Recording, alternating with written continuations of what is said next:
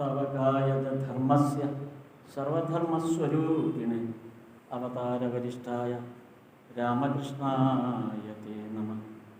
ലജ്ജാപരാവൃതേ നിത്യം ശാരദേ ജ്ഞാനദായികേ പാപേഭ്യോ ന സദാ രക്ഷ കൃപാമയി നമോസ്തുതേ. നമഃ ശ്രീയതിരാജായ വിവേകാനന്ദസൂരയേ സച്ചിത് സുഖസ്വരൂപായ സ്വാമിനേ താപഹാരിണേ.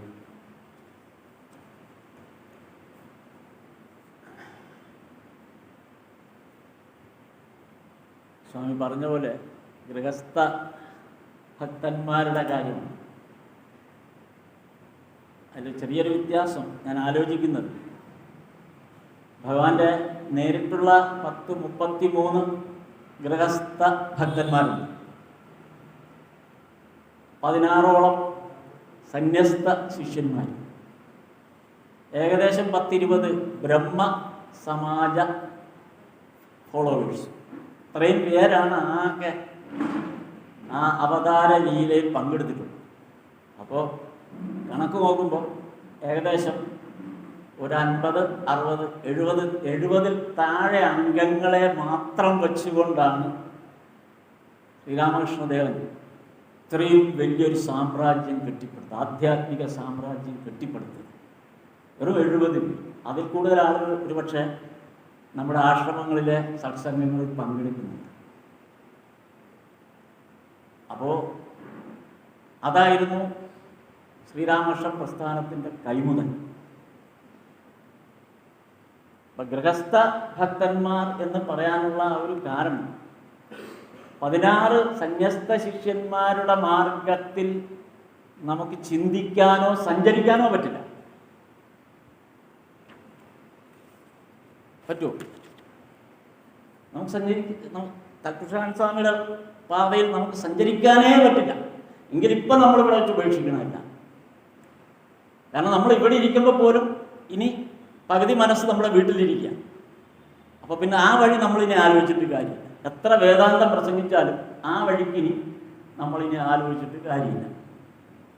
പിന്നെ വരുന്നതാണ് ഗൃഹസ്ഥാശ്രമം സ്വീകരിക്കുക.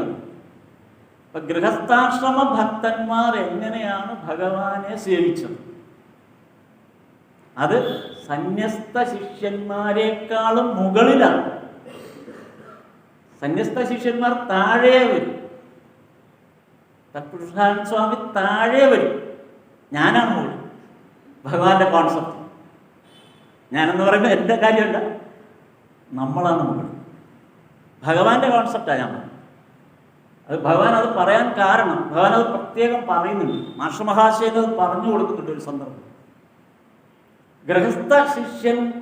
ഗൃഹസ്ഥാശ്രമിയുടെ പ്രാധാന്യം എന്താണ്? സന്യാസത്തിലേക്ക് പോകാൻ വളരെ എളുപ്പമാണെന്നാണ് ഭഗവാൻ ആരെയും സന്യാസത്തിലേക്കൊന്നും വിളിച്ചിട്ടൊന്നും.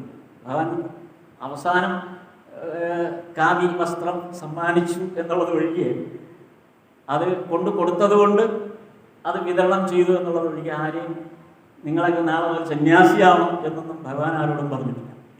അത് പിന്നീട് രൂപപ്പെട്ടു വരുന്ന സന്യസ്ത ആശ്രമത്തിൻ്റെ ഒരു വലിയ ഘടനയിലേക്ക് അത് രൂപപ്പെട്ടു വന്നതാണ്. പിന്നീട് നരേന്ദ്രാദികൾ ആ ഒരു ജീവിതമാർഗത്തിലൂടെ അവരത് ആധ്യാത്മിക ജീവിതത്തെ കൊണ്ടുവന്ന ശേഷം സംഭവിക്കുന്ന കാര്യങ്ങൾ. അത് ബാരാനഗർ മുതലുള്ള ചരിത്രമേ അതിനുള്ളൂ. സന്യസ്ത ജീവിതത്തിൻ്റെ ചരിത്രത്തിന് ബാരാനഗർ മുതലേ ഉള്ളൂ. 87 ശേഷമേ ഉള്ളൂ. 86 വരെ ഇല്ല. ഭഗവാന്റെ ദേഹത്യാഗത്തിന് ശേഷം സംഭവിക്കുന്നതാണ് അതൊക്കെ. അപ്പോൾ ഭഗവാൻ അത് പറഞ്ഞതിൻ്റെ ഒരു പ്രാധാന്യം എന്താണെന്ന് വെച്ചാൽ, ഒരു സന്യാസിയെ സംബന്ധിച്ച് അയാൾ 100% ഉപേക്ഷിച്ച് കഴിയും എല്ലാം. പിന്നെ അവിടെ പ്രശ്നമൊന്നുമില്ല, 100% ഉപേക്ഷിച്ചു. പക്ഷെ ഒരു ഗൃഹസ്ഥാശ്രമിയുടെ പ്രശ്നം അതല്ല. അയാളുടെ വരുമാനത്തിൽ 50% അയാൾ കുടുംബത്തിന് നൽകും. ഭഗവാൻ പറഞ്ഞ ഒരു ഘടനയാണ് മാസ്റ്റർ മഹാശയനോട് പറഞ്ഞത്. 50% കുടുംബത്തിന് നൽകും, ബാക്കി 50% ഈശ്വരകാര്യങ്ങൾക്ക് നൽകണം. അപ്പം ഗൃഹസ്ഥാശ്രമിക്കോ? ഒന്നുമില്ല, ഒന്നുപോലും എടുക്കരുത്. അതിൽ ഒരു ചില്ലിക്കാശ് പോലും തൊടരുത് ഗൃഹസ്ഥാശ്രമം. അപ്പോൾ എത്ര ഭീകരമാണ് അവസ്ഥ എന്നാലും. ഭീകരത അർത്ഥം ഭയാനകം എന്നുള്ള അർത്ഥത്തിലെടുക്കരുത്. എത്ര കഠിനമാണ് അവസ്ഥ എന്ന് ആലോചിച്ചു. 50% കുടുംബത്തിനും 50% ഈശ്വരകാര്യത്തിനും. ഗൃഹസ്ഥാശ്രമി തൊടാനേ പാടില്ല. ഇരുന്ന് അവനെല്ലാം ഉപേക്ഷിക്കുന്നു. മാസ്റ്റർ മഹാശയൻ ആകെ 3 ജുബ്ബയുണ്ടായിരുന്നു ജീവിതത്തിൽ. ആകെ 3 ഉണ്ടായിരുന്നു. അത് വെച്ചാണ് ജീവിച്ചത്. ആ ജീവിതകാലം മുഴുവനും ജീവിച്ചത് 3 ജുബ്ബ. 3 ജുബ്ബ കൊണ്ടാണ് ജീവിച്ചത്. അതാണ് എല്ലാം ഉപേക്ഷിച്ചു. മക്കൾക്ക് വേണ്ടി ഉപേക്ഷിച്ചു, കുടുംബത്തിന് വേണ്ടി ബാക്കിയെല്ലാം ഉപേക്ഷിച്ചു, എല്ലാം അവർക്ക് കൊടുത്തു. പക്ഷെ സ്വയം ഒരു ഗൃഹസ്ഥാശ്രമി എന്നുള്ള ആ ഗൃഹസ്ഥാശ്രമി എന്ന സംജ്ഞയിലേക്ക് നമ്മൾ വരുമ്പോഴാണ് നമ്മളിതെല്ലാം ഉപേക്ഷിക്കുക. അത് സന്യാസിയേക്കാൾ വലിയ ഒരു ത്യാഗമാണ് അവിടെ നമ്മൾ കാണിക്കുന്നത്. ഇതാണ് ഗൃഹസ്ഥാശ്രമിയുടെ അർത്ഥം. ഭഗവാനോടൊപ്പമുള്ള ഓരോ ഗൃഹസ്ഥാശ്രമികളുടെ ഫംഗ്ഷൻ ആ ഭഗവാന്റെ ആ അവതാര കാലയളവിൽ നമ്മൾ ഓരോരുത്തരെയും പരിശോധിച്ചാലും മനസ്സിലാവും. മനോമോഹൻ മിത്ര കുടുംബത്തിൽ നിന്ന് മാറി കൽക്കട്ടയിൽ വന്ന് താമസിക്കുകയാണ്. ഭഗവാൻ കാശിപൂരിൽ താമസിക്കുന്നു. മനോമോഹൻ മിത്ര രണ്ടാമത് വന്ന ഭഗവാന്റെ അടുത്ത് വന്ന രണ്ടാമത്തെ ആളാണ്. ആദ്യത്തെ ആള് രാമചന്ദ്ര ദത്തയാണ് മനോമോഹൻ മിത്രയെ കൊണ്ടുവരുന്നത്. മനോമോഹൻ മിത്ര ചെയ്തത്, അദ്ദേഹത്തിൻ്റെ കുടുംബം ഇരിക്കുന്നത് ഒരു ഗ്രാമപ്രദേശത്താണ്. അദ്ദേഹം കൽക്കട്ടയിൽ വന്ന് താമസിച്ചത് ഭഗവാനെ ചികിത്സിക്കാൻ വേണ്ടിയിട്ടാണ്. എന്നിട്ട് ഭാര്യയ്ക്ക് എഴുതിയ കത്തിൽ പറഞ്ഞു, നീ വീട്ടിൽ ചെലവാക്കുന്ന പണം വളരെ സൂക്ഷിച്ച് ചെലവാക്കണം, അധിക ചെലവ് വരുത്തരുത്, പരമാവധി പണം സംഭരിക്കണം, അതായത് നേടിവെക്കണം, ചെലവാക്കരുത്. ഭഗവാനെ ചികിത്സിക്കാനുള്ളതാണ് ആ പണം. അതാണ് ഒരു ഗൃഹസ്ഥാശ്രമികളുടെ ത്യാഗം എന്ന് പറയുന്നത്. രാമചന്ദ്രദത്ത അവസാനം രാമചന്ദ്രദത്തയാണ് ഭഗവാന്റെ എല്ലാ കാര്യങ്ങൾക്കും മുന്നിട്ട് നിന്നത്. രാമചന്ദ്രദത്തയുടെ ഏറ്റവും വലിയ ആഗ്രഹം കാക്കുർഗാച്ചി എന്ന് പറയുന്ന ആ ആശ്രമത്തിൽ, ഭഗവാൻ സന്ദർശിച്ച കാക്കുർഗാച്ചി ആശ്രമം ഇപ്പോൾ ആശ്രമമാണ്, അന്ന് രാമചന്ദ്രദത്തയുടെ സ്ഥലമാണ്. ആ ആശ്രമമായതിനു ശേഷം അവിടെ ഭഗവാന്റെ ഒരു ദേഹത്യാഗത്തിന് ശേഷം ചിതാഭസ്മം, അതിൻ്റെ ഒരു ഭാഗം ചിതാഭസ്മം കാക്കുർഗാച്ചിയിലാണ് രാമചന്ദ്രദത്ത കൊണ്ടുവച്ചത്. അത് സംബന്ധിച്ച് ചില തർക്കങ്ങളൊക്കെ ഉണ്ടായി. രാമകൃഷ്ണാനന്ദ സ്വാമി അത് പിന്നെ ആരും അറിയാതെ ഒരു കുടം അടിച്ചു മാറ്റി ബാരാനഗറിൽ കൊണ്ടുവച്ചു. അതുകൊണ്ടാണ് സന്യസ്ത ശിഷ്യന്മാർക്ക് ഒരു പങ്ക് കിട്ടിയത്. പക്ഷെ അത് പൂർണ്ണമായും രാമചന്ദ്രദത്തയുടെ കയ്യിലായിരുന്നു. ഗൃഹസ്ഥാശ്രമ ശിഷ്യന്മാരുടെ കയ്യിലായിരുന്നു ആ ഭഗവാന്റെ ചിതാഭസ്മം മുഴുവൻ. കാര്യം അവരാണ് ആ ക്രിമിനേഷൻ മുഴുവൻ നടത്തിയതും ആ ചടങ്ങുകൾ മുഴുവൻ നടത്തിയത് ഗൃഹസ്ഥാശ്രമികളാണ്. അതുകൊണ്ടാണ് അവരത് ഇവിടെ കൊണ്ടുവച്ചത്. രാമകൃഷ്ണൻ സ്വാമിക്ക് അത് പോരാ. അദ്ദേഹമായിരുന്നു ഏറ്റവും വലിയ ത്യാഗം അനുഭവിച്ച, ഭഗവാനെ ഈശ്വരീയ രൂപത്തിൽ ഏറ്റവും കൂടുതൽ ത്യാഗത്തോടു കൂടി സെർവ് ചെയ്ത ഒരേ ഒരു സന്യസ്ത ശിഷ്യൻ രാമകൃഷ്ണാനന്ദ സ്വാമികളാണ്. ശശി മഹാരാജ് അദ്ദേഹമാണ് ബാരാനഗറിൽ പൂജയൊക്കെ ചെയ്തുകൊണ്ടിരുന്നത്. ഒരു നേരത്തെ ആഹാരത്തിന് നിവർത്തിയില്ലാതെ സന്യസ്ത ശിഷ്യന്മാരെ വിവേകാനന്ദൻ ഉൾപ്പെടെ നരേന്ദ്രൻ എന്നുള്ള പേരിൽ തന്നെയാണ് തുടരുന്നത്. ആ സന്യസ്ത ശിഷ്യന്മാരെല്ലാവരും കൂടെ ബാരാനഗറിലെ ഇടിഞ്ഞു പൊളിഞ്ഞ് പാമ്പ് കയറി കിടക്കുന്ന ചെതലരിച്ച കെട്ടിടത്തിൽ താമസിക്കുമ്പോൾ ഒരു നേരത്തെ ആഹാരത്തിന് നിവൃത്തിയില്ലാതെ പട്ടിണി കിടന്നപ്പോൾ രാമകൃഷ്ണൻ സ്വാമികൾ ആ മണ്ണെടുത്ത് കുഴച്ചിട്ട് പറഞ്ഞു, ഞാനിത് തിന്നാൻ തരുമെന്ന് ഭഗവാനോട് പറഞ്ഞു. പ്രതിഷ്ഠിച്ചടുത്ത് ചെന്ന് ഈ മണ്ണ് കുഴച്ച് കൈ നീട്ടിയിട്ട് പറഞ്ഞു, ഇത് ഞാൻ നിവേദിക്കുമെന്ന് പറഞ്ഞു. ഈ മണ്ണ്, കാര്യം ഇവിടെ ഒന്നുമില്ല, കിടക്കുന്നത് ഇഷ്ടിക തലയെ വെച്ചാണ് അവർ കിടന്നുകൊണ്ടിരുന്നത്. അത്രയും ത്യാഗസമ്പന്നമായിരുന്നു ആ ചെറുപ്പക്കാരാണ് അവർ. എല്ലാവർക്കും അന്ന് 15, 16, 17, പരമാവധി 19 വയസ്സ് വരെ വന്നിട്ടുള്ളൂ ഭൂരിപക്ഷം പേർ. 19 വയസ്സെന്ന് പറയുമ്പോൾ ആലോചിച്ച് നോക്കണം. ഇന്നത്തെ പ്രായം വെച്ച് ഇന്നത്തെ 19കാരൻ്റെ അവസ്ഥയൊന്ന് ആലോചിക്കുമ്പോഴാണ് നമ്മൾ മനസ്സിലാക്കുന്നത്. 17 വയസ്സിലൊക്കെ അവർ ഈ വഴിയിൽ എത്തിക്കഴിഞ്ഞു. 17 വയസ്സിൽ ഇന്നത്തെ അവസ്ഥയിൽ ഒരു +2 കാലഘട്ടം എന്ന് വേണമെങ്കിൽ പറയാം. ഇന്നത്തെ ഒരു +2 വിദ്യാർത്ഥി, ഇത്രയും കാലം പുരോഗമിച്ചിട്ട് ഒരു +2 വിദ്യാർത്ഥിക്ക് ആ അവസ്ഥയിലേക്ക് മാനസികമായോ ശാരീരികമായോ ബൗദ്ധികമായോ വളരാൻ കഴിഞ്ഞോ എന്ന് നമ്മൾ ചിന്തിക്കുമ്പോഴാണ് ഈ ഇത്രയും ആധുനിക യുഗത്തിൽ നമ്മൾ എത്രയും പാപ്പരാണെന്ന് മനസ്സിലാകുന്നത്. അതായിരുന്നു അവരുടെ ഉന്നമനം. അപ്പം അതവിടെ നിൽക്കട്ടെ. അപ്പോൾ ഈ രാമചന്ദ്രദത്ത ആഗ്രഹിച്ചത് എൻ്റെ മരണശേഷം എൻ്റെ ചിതാഭസ്മം, എൻ്റെ ആ ചിതാഭസ്മം ഈ കാക്കുർഗാച്ചിയിലേക്ക് കടക്കുന്ന ഗേറ്റിൻ്റെ താഴെ മണ്ണിൽ കുഴിച്ചിടണം. ഇതാണ് അദ്ദേഹം എഴുതി വെച്ചത്. എന്തിനെന്ന് വെച്ചാൽ ഇനി കാലങ്ങളായി വരുന്ന രാമകൃഷ്ണ ഭക്തന്മാരുടെ കാലടി എൻ്റെ മുഖത്ത് ചവിട്ടണം. അതായിരുന്നു രാമചന്ദ്രദത്തയുടെ ആഗ്രഹം. ഇത്തരത്തിലുള്ള ഒരു ഗൃഹസ്ഥാശ്രമ ഭക്തന്മാരുടെ വലിയൊരു വലയമാണ് ഭഗവാന്റെ ഈ അവതാരലീലയിൽ പ്രധാന പങ്ക് വഹിച്ചത്. അത് ഓരോരുത്തരെ എടുക്കുമ്പോഴും നമുക്ക് അതനുസരിച്ചുള്ള ഓരോരുത്തരുടെ കഥയും ദിവസങ്ങളോളം പറയാനുണ്ട്, ഓരോ ആളുകളുടെയും. അതിൽ തുടക്കം വരുന്ന ആദ്യത്തെ രാമചന്ദ്രദത്തയും, തുടർന്ന് വരുന്ന മനോമോഹൻ മിത്രയും, പിന്നെ വരുന്ന സുരേന്ദ്രനാഥൻ മിത്രയും. ഈ 3 പേരാണ് ആദ്യത്തെ ആളുകൾ. പിന്നീടാണ് ബാക്കി എല്ലാവരും വരുന്നത്. ഇവരൊക്കെ 81 വന്നു കഴിഞ്ഞു, 80കളിലേ വന്നു കഴിഞ്ഞു. 81 ആയപ്പോഴേക്കാണ് നരേന്ദ്രനൊക്കെ വന്നു തുടങ്ങി. പക്ഷെ നരേന്ദ്രനൊക്കെ അവസാനം വരെയും ബ്രഹ്മസമാജത്തിൻ്റെ അംഗങ്ങളായി. ഈ ഒരിക്കലും ശ്രീരാമകൃഷ്ണ പരമഹംസരോടൊപ്പം ആയിരുന്നില്ല അവസാനം വരെ, സംശയങ്ങളായിരുന്നു കൂടുതൽ. പക്ഷെ ഈ ഗൃഹസ്ഥാശ്രമികൾക്ക് ആർക്കും സംശയമേ ഇല്ല. അതായിരുന്നു വ്യത്യാസം. ഗൃഹസ്ഥാശ്രമികൾക്ക് ഇത് ഭഗവാനാണെന്നുള്ളൊരു ഒരു സംശയം ഉണ്ടായിരുന്നു ആർക്കും. അവിടെ ദക്ഷിണേശ്വരത്ത് തൂക്കാനും തുടയ്ക്കാനും നിൽക്കുന്നവന് പോലും അത് ഭഗവാനാണെന്നുള്ള തോന്നലുണ്ടായി. റസിക് എന്ന് പറയുന്ന ഒരാളുടെ കഥയാണ്. റസിക്ക് ദക്ഷിണേശ്വരത്തിൻ്റെ പുറം ഭാഗത്ത് മുറ്റം തൂക്കാൻ ജോലി കൊടുത്ത ആളാണ്. ഇന്നത്തെ സാഹചര്യത്തിൽ പറയുമ്പോൾ അതൊരു വളരെ താഴ്ന്ന ജാതി സംവിധാനത്തിൽ വന്ന ഒരാളാണ്. കാര്യം ഇന്നിപ്പോൾ നമുക്ക് അങ്ങനെയൊന്നും പറയാൻ പാടില്ല. കാര്യം മാനുഷികമായ പല പ്രശ്നങ്ങളും അല്ലെങ്കിൽ ആ തരത്തിലാണ് നമ്മളിപ്പോൾ സാമൂഹിക വ്യവസ്ഥിതി മാറുന്നത്. പക്ഷെ അന്ന് അങ്ങനെയല്ല. വളരെ പിന്നാക്കം നിന്നിരുന്ന സാമൂഹിക തലത്തിൽ ബ്രാഹ്മണരെ കാണാൻ പാടില്ല. അങ്ങനെ ഒരു വിഭാഗത്തിൽപ്പെട്ട ഒരാൾക്ക് ദക്ഷിണേശ്വരത്ത് തൂപ്പുകാരനായിട്ട് ജോലി കിട്ടുക റസിക്ക്. ഇപ്പം റസിക്ക് തൂക്കണമെങ്കിൽ ചില നിയമാവലികളുണ്ട്. റസിക്ക് തൂക്കുമ്പോൾ മറ്റാരും കാണാൻ പാടില്ല. ഒരു ക്ഷേത്രമാണെന്ന് ആലോചിക്കണം. ആ ക്ഷേത്രം റസിക്ക് തൂക്കുമ്പോൾ മറ്റാരും, ക്ഷേത്രത്തിന് പുറത്താണ്, അകത്തല്ല, പുറം ഭാഗം. റസിക്ക് ആ മുറ്റം തൂക്കുന്ന സമയത്ത് മറ്റാരും കാണാൻ പാടില്ല. അങ്ങനെ ആരെങ്കിലും റസിക്കിൻ്റെ കണ്ണിൽപ്പെട്ടാൽ ആ കാണപ്പെടുന്ന ആൾ ഒരു ദിവസം 3 നേരം കുടിക്കണം. അതായിരുന്നു അവസ്ഥ. അതുകൊണ്ട് റസിക്ക് മുറ്റം തൂക്കുമ്പോൾ പേടിച്ചാണ് തൂക്കുന്നത്. ആരെങ്കിലും വരുന്നു തോന്നിയാൽ ഉടൻ തന്നെ മരത്തിൻ്റെയോ ആ ഇലകളുടെയോ മറവിലേക്ക് മാറും. കാര്യം റസിക്കിനെ അവർ കണ്ടാൽ റസിക്കിനല്ല പ്രശ്നം, അവർക്കാണ് പ്രശ്നം. അപ്പം അതുകൊണ്ട് റസിക്ക് ഇത് തൂത്ത് തീരുന്നത് ഈ ഇലയുടെ മറവിലേക്കും മരങ്ങളുടെ മറവിലേക്കും മാറി നിന്നുകൊണ്ട്.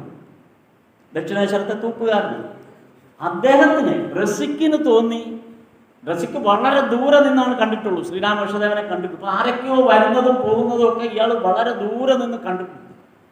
അപ്പം റസിക്കിന് തോന്നി ഏതോ വലിയ മഹാനുഭാവനാണ് അവിടെ താമസിക്കുന്നതെന്ന് റസിക്കിന് തോന്നി. അങ്ങനെ റസിക്കിനൊരാഗ്രഹം ശ്രീരാമകൃഷ്ണദേവനെ ഒന്ന് നേരിട്ട് കണ്ട് നമസ്കരിക്കുന്നു. ഇത്രയും ദൂരക്കാഴ്ചയിൽ തന്നെ റസിക്ക് ഉറപ്പിച്ചിരുന്നു ഇത് ഈശ്വരനാണ്. അതായിരുന്നു റസിക്കിൻ്റെ പ്രത്യേകത.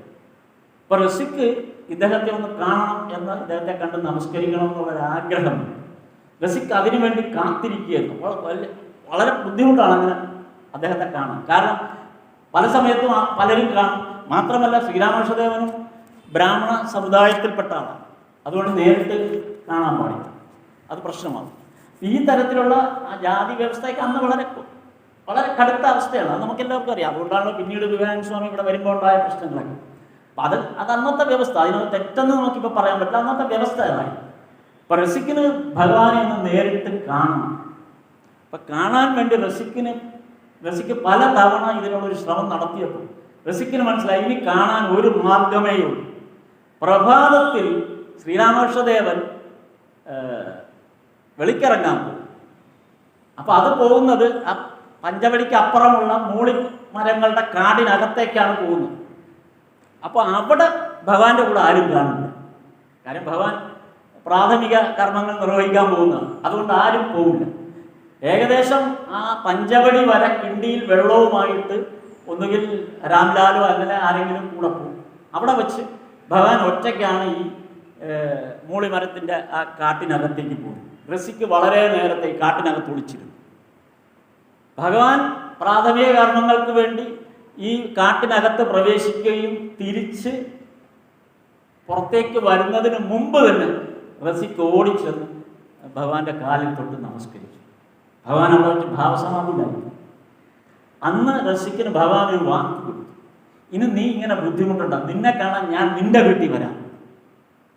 ഭഗവാൻ കൊടുത്ത ഒരു വാക്കാണ് ഋഷിക്കിന്. അപ്പോൾ ഋഷിക്കിൻ്റെ വീടിരിക്കുന്നത് വളരെ അന്നത്തെ നമ്മളിപ്പോൾ പറയുകയാണെങ്കിൽ ചേരി പ്രദേശം പോലുള്ളൊരു സ്ഥലം, ഒരു ഇടിഞ്ഞു പൊളിഞ്ഞ ഒരു കൂരയാണ്. അപ്പം അവിടേക്ക് ഭഗവാൻ എന്നും ചെല്ലാമെന്നാണ്, വല്ലപ്പോഴും അല്ല, എന്നും ചെല്ലാം. രാത്രിയിൽ ഞാൻ വരാം. എല്ലാ ദിവസവും ഋഷിക്കിനെ കാണാൻ ഭഗവാൻ അവിടെ പോകുമായി.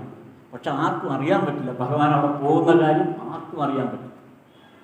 ഭഗവാൻ പറഞ്ഞിട്ടാണ് ഋഷിക്ക് അവിടെ ഒരു തുളസിത്തറ പണിഞ്ഞത്. ആ വീടിൻ്റെ മുൻവശത്തൊരു തുളസിത്തറ പണിഞ്ഞ് അത് വൃത്തിയായി സൂക്ഷിച്ചു. ഭഗവാൻ അവിടെ ചെല്ലും എന്നുള്ള ആ ഒരു ഇതിൽ ഭഗവാൻ ചെല്ലുമായിരുന്നു. ചെല്ലുന്നത് വിവേകാനന്ദ സ്വാമി അത് അനുഭവിച്ച് പറഞ്ഞു, ഭഗവാൻ എവിടെയോ പോകുന്നുണ്ട് രാത്രി. പക്ഷെ ശരീരനായിട്ട് ഇവിടെ തന്നെ ഉണ്ട്. പക്ഷെ അല്ലാതെ തന്നെ ഭഗവാൻ എവിടെയോ പോകുന്നു എന്ന് വിവേകാനന്ദ സ്വാമി ഇത് ബ്രഹ്മാനന്ദ സ്വാമിയോട് പറഞ്ഞു, ഭഗവാൻ എവിടെയോ പോകുന്നുണ്ട് രാത്രി, നരേന്ദ്രനായിരിക്കും. അത് ഋഷിക്കിൻ്റെ അടുത്തേക്കാണ് പോകുന്നത്. അത് കഴിഞ്ഞ് രാംലാലാണ് ദക്ഷിണേശ്വരം ക്ഷേത്രത്തിൻ്റെ പൂജാരിയായിരുന്നത്. രാംലാൽ പൂജാരിയായിരുന്നപ്പോൾ കാശിപ്പൂർ ഗാർഡൻ കൽക്കട്ടയിലേക്ക് ആദ്യം ചികിത്സയ്ക്കായിട്ട് ഭഗവാനെ കൊണ്ടുപോയ സമയത്ത് രാംലാലിനോട് പറഞ്ഞ ഒരേ ഒരു കാര്യം, എന്നെ അന്വേഷിച്ച് ആരെങ്കിലും ഇവിടെ വരികയാണെങ്കിൽ നീ അവർക്ക് തീർത്ഥവും പ്രസാദവും കൊടുക്കണം. എന്നെ ആരെങ്കിലും വിളിക്കുകയാണെങ്കിൽ നീ അവർക്ക് തീർത്ഥവും പ്രസാദവും കൊടുക്കണം. ഇത്രേ പറഞ്ഞു. അത് ഋഷിക്കിന് വേണ്ടി പറഞ്ഞതാണ്. പക്ഷെ ഋഷിക്കിന് കൊടുക്കണമെന്ന് പറയാൻ പറ്റില്ല. കാര്യം അന്നത്തെ പ്രശ്നം അനുസരിച്ച് അങ്ങനെ പറയാൻ പറ്റില്ല. ഇത്രേ പറഞ്ഞിട്ടാണ് ഭഗവാൻ പോയത്. പിന്നീട് ഋഷിക്കിന് സുഖമില്ലാതായി കഴിഞ്ഞ് മരണപ്രായനായി കഴിഞ്ഞ് മൃതപ്രായനായ സമയത്ത് ഋഷിക്കിൻ്റെ ഭാര്യ വന്ന് ഗംഗാതീരത്ത് നിന്ന് ഉറക്കം നിലവിളിക്കുകയായിരുന്നു ഭഗവാന്റെ പേര് പറഞ്ഞു. രാംലാൽ ഇറങ്ങിച്ചെന്ന് തീർത്ഥവും പ്രസാദവും കൊടുത്തു. അന്നാണ് രാംലാൽ മനസ്സിലാക്കി ഇതിനായിരുന്നു ഭഗവാൻ എന്നോട് പറഞ്ഞത്. അതുവരെ ആരും അങ്ങനെ വന്നിട്ടില്ലായിരുന്നു. ആകെ വന്നത് ഋഷിക്കിൻ്റെ ഭാര്യയാണ്. പിന്നീട് ആ തീർത്ഥവും പ്രസാദവും നൽകി അത് കൊടുത്താണ് ഋഷിക്ക് തൻ്റെ ജീവൻ വെടിയുന്നത്. ഭഗവാന്റെ സാന്നിധ്യത്തിലാണ് ജീവൻ. ഋഷിക്കിന് കൊടുത്ത വാക്കാണ്, ഞാൻ നിന്റെ അന്ത്യകാലത്ത് നിന്റെ അടുത്ത് വരാം എന്ന് വാക്കാണ് കൊടുത്തത്. ഭഗവാൻ നേരിട്ട് വരികയാണ്. ഭഗവാൻ നേരിട്ട് വന്ന് സ്വയം ആ ജീവൻ ഏറ്റുവാങ്ങിയ 3 പേരെ ഭഗവാന്റെ അവതാര ലീലയിലുള്ളൂ. 3 പേര്. 3 പേരും ഗൃഹസ്ഥാശ്രമികളാണ്. 3 തരത്തിൽപ്പെട്ടവർ. ആദ്യത്തെ ആള് ഹസ്രമഹാശയനാണ്. ജീവിതകാലം മുഴുവൻ ഭഗവാനെ ദ്രോഹിച്ച് ചെയ്യാവുന്ന പ്രശ്നങ്ങൾ മുഴുവൻ ഉണ്ടാക്കിയ ആളാണ് ഹസ്രമഹാശയൻ. ദക്ഷിണേശ്വരത്ത് വന്നത് തന്നെ 2000 രൂപയ്ക്ക് കടം വീട്ടാൻ വേണ്ടി. നാട്ടിൽ 2000 രൂപ കടം. ഈ 2000 രൂപ വീട്ടാൻ എന്താണ് മാർഗമെന്ന് അറിയാതെ ഈ മഹാശയൻ എന്ന് പറയുന്ന ഹസ്ര, അന്ന് ഹസ്ര ഈ ദക്ഷിണേശ്വരത്ത് വരാൻ കാരണം, ഹസ്രയുടെ വീടും കാമാർപുക്കൂറിന് അടുത്തുള്ള ഗ്രാമത്തിലാണ് ഹസ്രയുടെ വീട്. അപ്പോൾ കാമാർപുക്കൂറിൽ ഇരിക്കുന്ന ഒരു ഗദാധരനാണ് ദക്ഷിണേശ്വര ക്ഷേത്രത്തിൻ്റെ വലിയ ചുമതലയിലിരിക്കുന്ന ആളെന്നും കൽക്കട്ടയിലെ മുഴുവൻ സമ്പന്നരും അവിടെ വരുന്നുണ്ടെന്ന് അറിഞ്ഞപ്പോൾ ഈ ഗദാധരൻ വിചാരിച്ചാൽ എൻ്റെ 2000 രൂപയ്ക്ക് പരിഹാരമുണ്ടാകും എന്ന് വിചാരിച്ചാണ് ഹസ്ര ദക്ഷിണേശ്വരത്ത് ചെല്ലുന്നത്. എന്നിട്ട് ഭഗവാനോട് പറഞ്ഞത്, എനിക്ക് 2000 രൂപ ഉണ്ടാക്കി തരണം. എങ്ങനെയെങ്കിലും ആരോടെങ്കിലും പറഞ്ഞു. ഇത്രയും സമ്പന്നർ വരും. ഭഗവാൻ മറുപടി ഒന്നും പറഞ്ഞില്ല. താമസിക്കാൻ സ്ഥലം കൊടുത്തു ആ ക്ഷേത്രത്തിൽ. ആ ഭഗവാൻ ദക്ഷിണേശ്വരത്തുണ്ടായിരുന്ന പിന്നീടുണ്ടായിരുന്ന മുഴുവൻ സമയത്തും ഈ ഹസ്ര ഭഗവാന്റെ മുറിയുടെ മുന്നിലുള്ള വരാന്തയിൽ ഒരു രുദ്രാക്ഷവും പിടിച്ച് ഭസ്മക്കുറിയും തൊട്ടിരിക്കും. പ്രശ്നം ഇത്രയേ ഉള്ളൂ, സമ്പന്നരായ ആരെങ്കിലും വരികയാണെങ്കിൽ അടുക്കണം, അവരോട് കാശ് മേടിക്കും. ഭഗവാനോട് പോലും ഹസ്ര പറഞ്ഞു, ഇങ്ങനെ ഇരുന്ന കാര്യമില്ല, ഒരു രുദ്രാക്ഷമൊക്കെ കണ്ടാലും ഒരു എഫക്റ്റ് വേണ്ടേന്ന് ചോദിച്ചു. കാരണം ഇപ്പം നമുക്കറിയാമല്ലോ, സന്യാസിമാർ ഒരു ചില സന്യസ്ത ഭാവത്തിലിരിക്കുന്ന ആളുകൾ ചിലരെ കണ്ടാൽ അറിയാം, വലിയ വലിയ രുദ്രാക്ഷമാലകൾ, വലിയ ഭസ്മങ്ങളും, അതൊക്കെ കണ്ടാൽ തന്നെ ഒരു സന്യാസിയാണെന്നുള്ള ഫീല് കൊടുക്കും. അപ്പം അതുപോലെ ആളുകൾക്കൊരു ഇമ്പ്രഷൻ തോന്നണ്ടേ, ഇതുപോലെ ഇരുന്ന് ആരെങ്കിലും മൈൻഡ് ചെയ്യൂ എന്ന് ഹസറ ചോദിച്ചിട്ടുണ്ട്. പക്ഷെ ഭഗവാൻ ചിരിക്കുകയുള്ളൂ. പക്ഷെ ഇത്രയും ദ്രോഹം ജീവിതകാലം മുഴുവൻ ഭഗവാന് ദ്രോഹമാണ് ചെയ്തത്.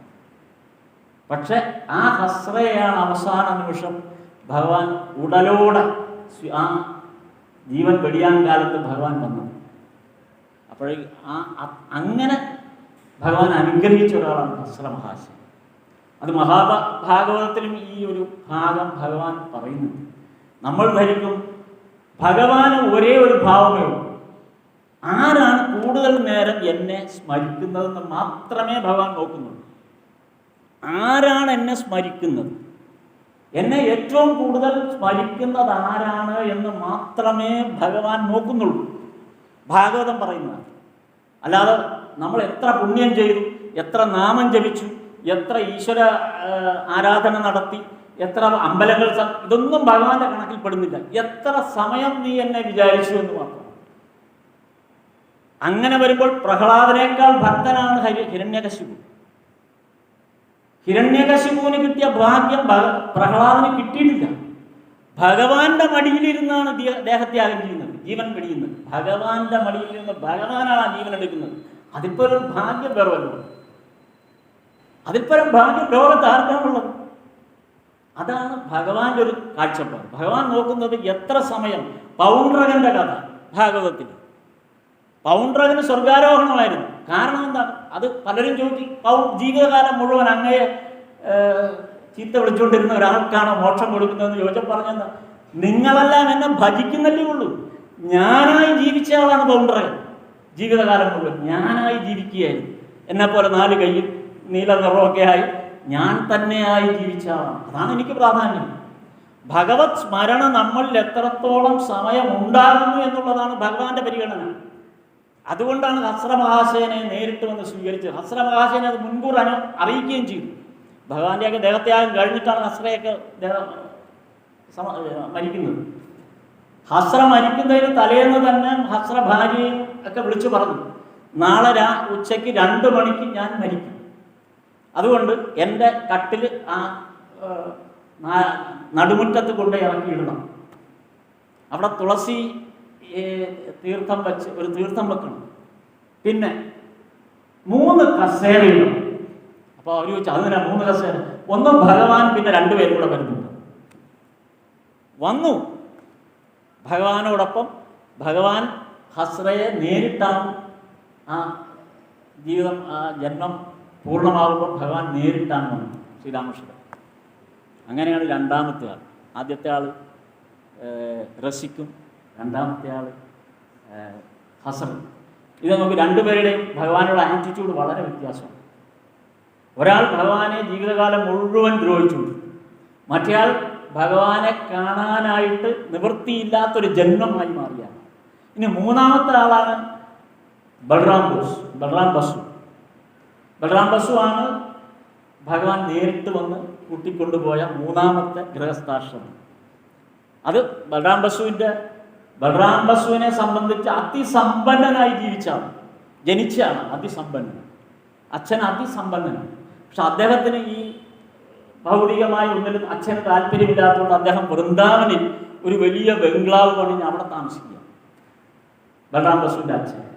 ബൽറാം ബസുവിന് പുരിയിലാണ് കെട്ടിടമുള്ളത്, വലിയ ബംഗ്ലാവൊക്കെ പുരിയിലാണ്. കുടുംബ വീടുമൊക്കെ പുരിയിലാണ്. ഒരുപാട് ഏക്കർ കണക്കിന് സ്ഥലവും ഒരുപാട് എസ്റ്റേറ്റും മറ്റ് സംവിധാനങ്ങളൊക്കെ അതിസമ്പന്നം. പക്ഷെ ബൽറാം ബസുവിന് ഇതിൽ താല്പര്യമില്ല. ബൽറാം ബസു പുരിയിൽ വരുന്ന സന്യാസിമാരെ സേവിക്കാനാണ് സമയം കണ്ടത്. അവസാനം ഈ കാണായ സ്വത്ത് മുഴുവനും ബൽറാം ബസുവിൻ്റെ അച്ഛൻ്റെ അനുജൻ്റെ മക്കളാണ് നോക്കി നടത്തുന്നത്. അപ്പം അവർ വിചാരിച്ചു, ഈ മനുഷ്യനെ എങ്ങനെയെങ്കിലും ഒന്ന് ഈ കാര്യങ്ങളിലൊക്കെ ഒന്ന് ഇടപെടുത്തണമല്ലോ ബൽറാം ബസുവിന്. അതിനവർ ചെയ്തൊരു വിദ്യ, സാധാരണ പണ്ട് കാലം നമ്മൾ പറയും ഇവനെ ഒന്ന് കല്യാണം കഴിപ്പിച്ചേക്കാൻ പറയും. അതാണല്ലോ ഏറ്റവും നല്ല മാർഗം. ഒരുത്തൻ വഴി കഴിച്ച് പോയാൽ, ഏതെങ്കിലും ഒരാൾ വഴി കഴിച്ചു പോയാൽ നമ്മൾ പൊതുവേ പറയും അവനെ പിടിച്ച് കല്യാണം കഴിപ്പിച്ചേക്കാം. അങ്ങനെയാണെങ്കിൽ ഭാര്യകൾ അനുഭവിക്കുള്ളൂ. അതായിരിക്കും ഈ വഴി കഴിച്ചവനെ കല്യാണം കഴിപ്പിക്കാന്നുള്ള തീരുമാനം എടുക്കും. ഇത് പണ്ട് പറഞ്ഞുകൊണ്ടിരുന്നൊരു ഭാഗം. ഇത് തന്നെയാണ് ബൽറാം ബസുവിൻ്റെയും അച്ഛനും അമ്മയും സഹോദരങ്ങളും ഒക്കെ പറഞ്ഞു ഇവനെ ഒന്ന് കല്യാണം കഴിപ്പിച്ചു. അങ്ങനെ കല്യാണം കഴിപ്പിച്ചു. ബലറാം ബസു കല്യാണം കഴിക്കുന്നത് പ്രേമാനന്ദ സ്വാമികളുടെ ചേച്ചിയാണ്. അങ്ങനെ ഒരു ബന്ധം കിട്ടും. പ്രേമാനന്ദ സ്വാമികളുടെ ചേച്ചിയാണ് കല്യാണം കഴിക്കുന്നത്. അപ്പോൾ ബലറാം ബസു കല്യാണം കഴിഞ്ഞപ്പോൾ ഇനി ഇവന് ഒരു ഉത്തരവാദിത്തം കൊടുക്കണമെങ്കിൽ ഈ കുടുംബ വീട്ടിൽ താമസിച്ചാൽ ഇവന് ഉത്തരവാദിത്തം വരില്ല. ആൺകുട്ടികളെ കല്യാണം കഴിഞ്ഞാൽ ഒരിക്കലും സ്വന്തം വീട്ടിൽ നിർത്തരുത്. അതാണ് ശരിയായ ഒരു നടപടിക്രമം. അപ്പോൾ അവരെ കല്യാണം കഴിക്കുന്ന ഒരു ആൺകുട്ടി, ഇപ്പം നമ്മളെല്ലാം ചിന്തിക്കേണ്ട ഒരു കാര്യം, നമ്മുടെ മക്കളിൽ ആൺകുട്ടികളുണ്ടെങ്കിൽ അവർ കല്യാണം കഴിക്കുകയാണെങ്കിൽ ആദ്യത്തെ കണ്ടീഷൻ, കല്യാണം കഴിക്കുന്നതിൻ്റെ അന്ന് നീ ഈ വീട്ടിൽ നിന്ന് പൊക്കണം, വേറെ വീട്ടിൽ പോയി താമസിച്ചു, ഇവിടെ താമസിക്കും. ഞാൻ എൻ്റെ മകനോട് അതാണ് പറഞ്ഞു വെച്ചിരിക്കുന്നത്. അതുകൊണ്ട് അവൻ ബുദ്ധിമുട്ടി നിൽക്കുകയായിരുന്നു. കാര്യം കല്യാണം കഴിക്കണമെന്ന് ആഗ്രഹമുണ്ട്, പെണ്ണും റെഡിയാണ്. പക്ഷെ സംഭവം അതല്ല, നമ്മുടെ വീട്ടിൽ ഞാൻ കയറ്റി. കാര്യം അവർ സ്വന്തമായിട്ട് ജീവിക്കണമെന്ന് അതാണ് എൻ്റെ കണ്ടീഷൻ. അപ്പം ഞാനത് ഈ ബലറാം ബസുവിൻ്റെ കുടുംബക്കാരുടെ ഒരു ഇത് കണ്ട് പഠിച്ചതാണ്. അല്ല, നമ്മൾ ഈ ഗൃഹസ്ഥാശ്രമ ജീവിതത്തിൽ ഒരുപാട് പാഠങ്ങൾ ഈ ഗൃഹസ്ഥാശ്രമികളിൽ നിന്ന് പഠിക്കാൻ പറ്റും. അപ്പോൾ ഏതായാലും കൽക്കട്ടയിൽ ഗംഭീരമായൊരു ബംഗ്ലാവ് വന്നു. ആ ബംഗ്ലാവ് പണിഞ്ഞിട്ട് അവിടെ ബലറാം ബസുവിനെ താമസിപ്പിച്ചു. ബലറാം ബസുവിനെ താമസിപ്പിച്ച് ഭാര്യ അവിടെ താമസിക്കുക. വലിയ ഗംഭീര ബംഗ്ലാവ്. ഇന്നും നമുക്ക് അവിടെ പോകാം. ബലറാം ബസുവിൻ്റെ ആ ബംഗ്ലാവിൽ ഇന്നും നമുക്ക് അവിടെ പോകാൻ പറ്റും. ഗിരീഷ്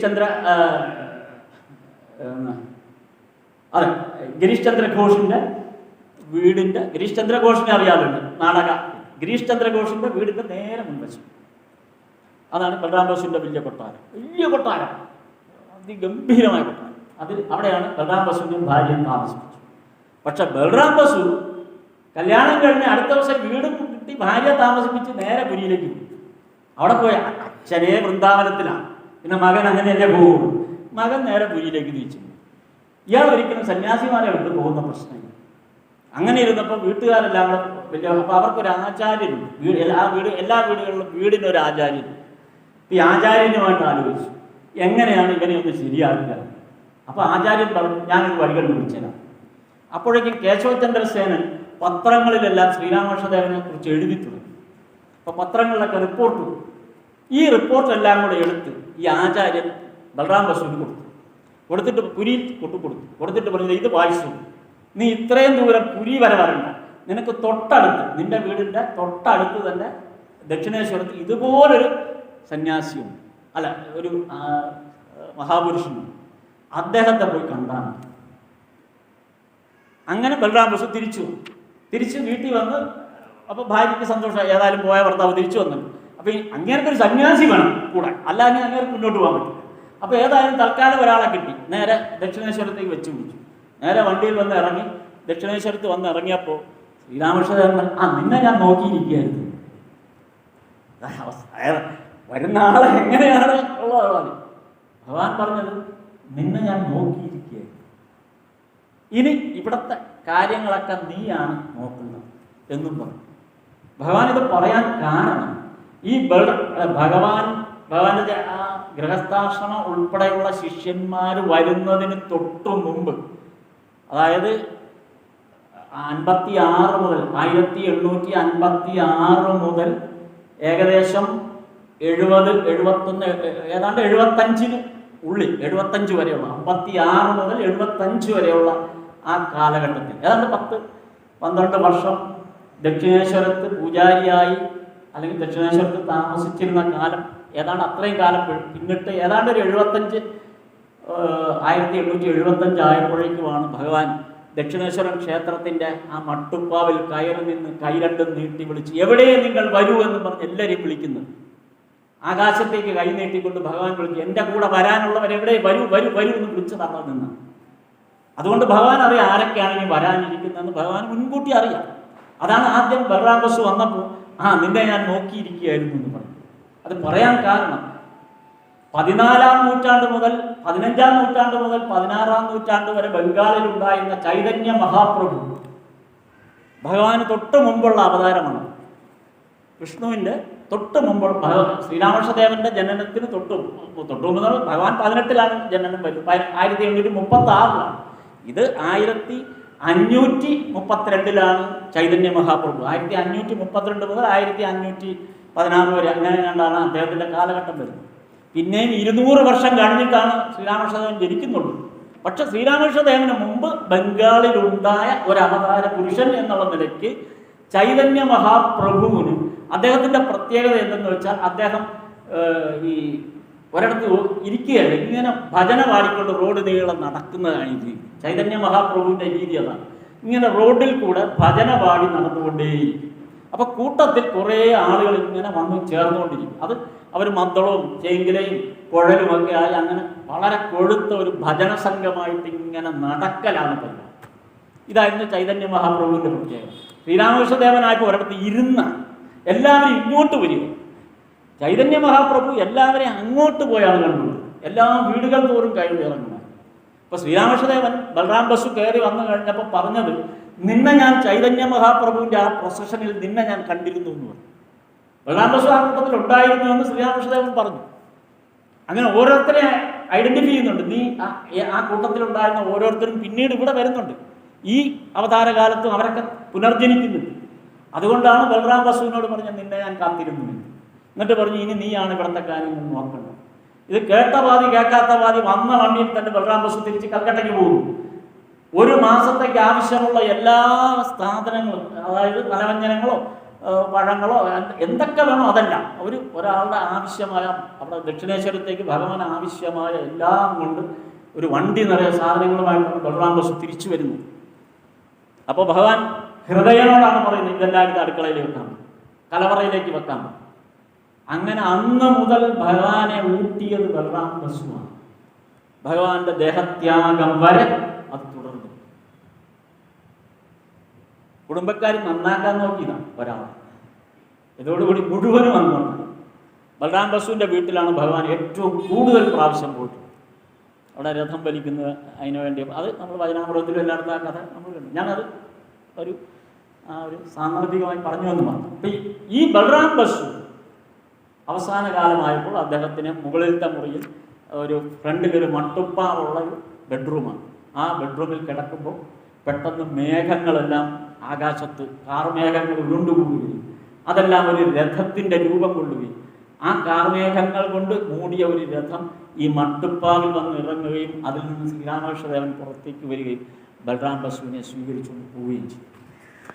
അങ്ങനെയാണ് മൂന്നാമത്തെ വ്യക്തിയെ ഭഗവാൻ നേരിട്ട് സ്വീകരിക്കുന്നത് അന്ത്യകാലത്ത്. ഇങ്ങനെ 3 പേർക്കാണ് ഉടലോടെ സ്വർഗം എന്നൊക്കെ നമ്മൾ പറയുന്നപ്പോൾ ഒരവസ്ഥ.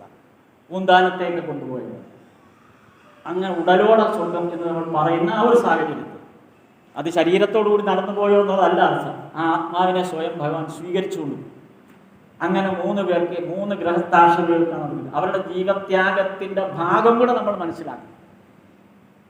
അപ്പോഴാണ് നമ്മൾ ഒരു ഗൃഹസ്ഥാശ്രമിയുടെ ജീവത്യാഗം എത്രത്തോളമാണ് ഫലപ്രദമാകുന്ന, ഭഗവാൻ എന്താണ് ആഗ്രഹിക്കുന്നത് എന്ന്.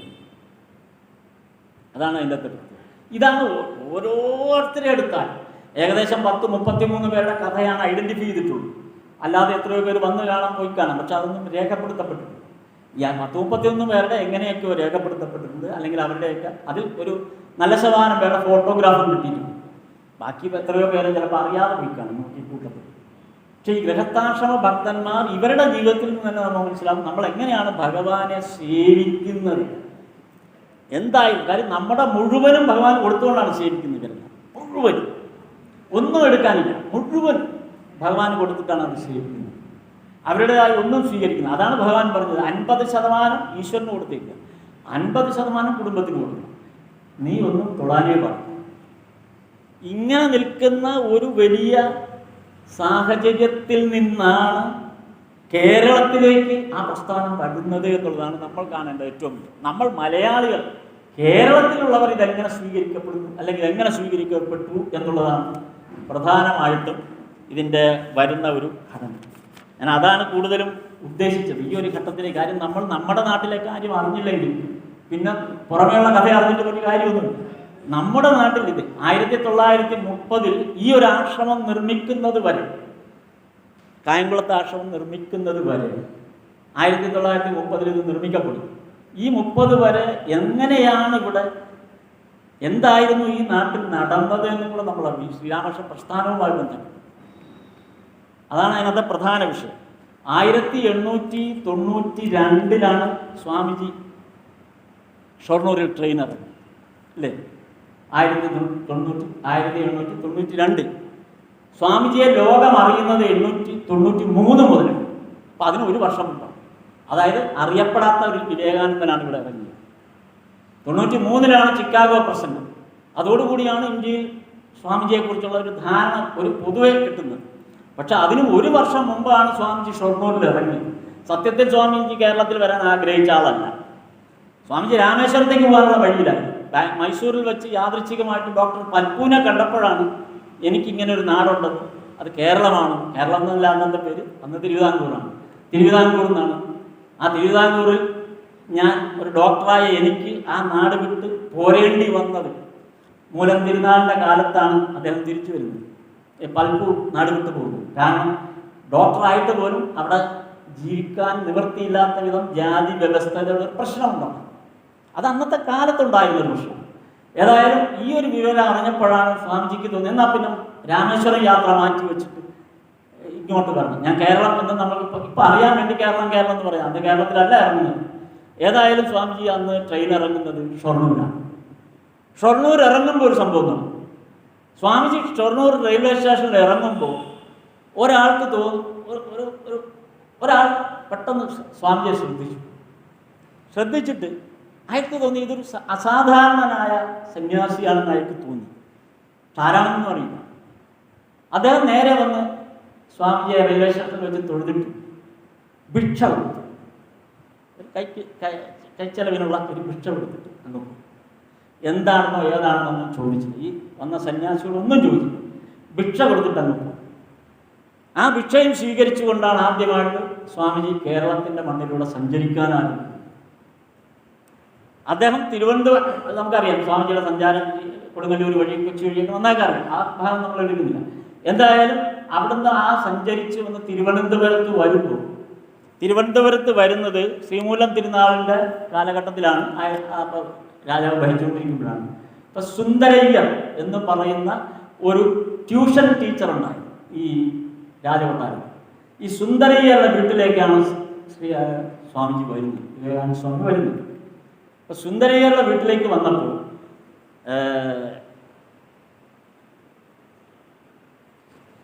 സുന്ദരയ്യറാണ് പറഞ്ഞത് രാജാവിനെ ഒന്ന് കാണാം എന്ന് പറഞ്ഞ് വിളിച്ചുകൊണ്ട് പോകും.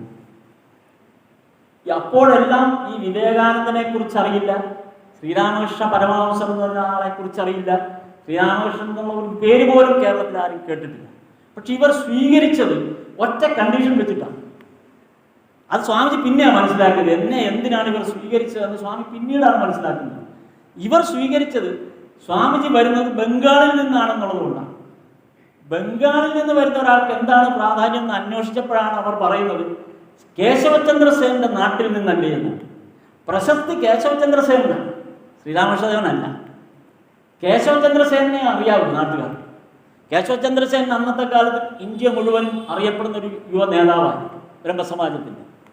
നോക്കുക, ആ കേശവചന്ദ്രസേനെയാണ് ഭഗവാൻ നേരിട്ട് ചെന്ന് പിടിച്ചു സ്വന്തം ആളാക്കി മാറ്റി. കേശവചന്ദ്രസേനൻ ഭഗവാന്റെ ഏറ്റവും വലിയ ഭക്തനായി മാറുകയാണ്.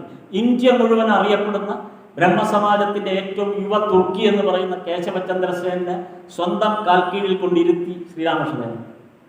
അങ്ങനെയാണ് ബംഗാളിൽ ഒരു വലിയ പരിവർത്തനം ഉണ്ടാക്കിയത്. അപ്പം എന്തൊക്കെയാണ് അവിടെ വലിയ ചരിത്രമാണ് അങ്ങോട്ട് പോയത്. ഏതായാലും കേശവചന്ദ്രസേനൻ്റെ നാട്ടിൽ നിന്ന് വരുന്നു എന്നുള്ള പേരിലാണ് സ്വാമിജിയെ സ്വീകരിച്ചതെന്ന് മനസ്സിലാക്കിയപ്പോൾ സ്വാമിജി അവിടെ കൂടിയിരുന്നവരോട് പറഞ്ഞു, കേശവചന്ദ്രസേനല്ല, അതിനേക്കാൾ 1000 മടങ്ങ് ശക്തനായ ശ്രീരാമകൃഷ്ണന്റെ ശിഷ്യനാണ് ഞാൻ. അങ്ങനെയാണ് ആദ്യമായി ഈ ശ്രീരാമകൃഷ്ണൻ എന്നുള്ള പേര് കേൾക്കുന്നത് കേരളത്തിൽ. അന്ന് ഇവിടുന്ന് പോയ സ്വാമിജി ഒരു ധാരണ കേരളത്തിന് നൽകിയിട്ടാണ്. പിന്നീട് 1904 മറ്റൊരു സന്യാസി കേരളത്തിലേക്ക് വീണ്ടും വരും. 1904 രാമകൃഷ്ണാനന്ദ സ്വാമി തിരുവനന്തപുരത്ത് വരും.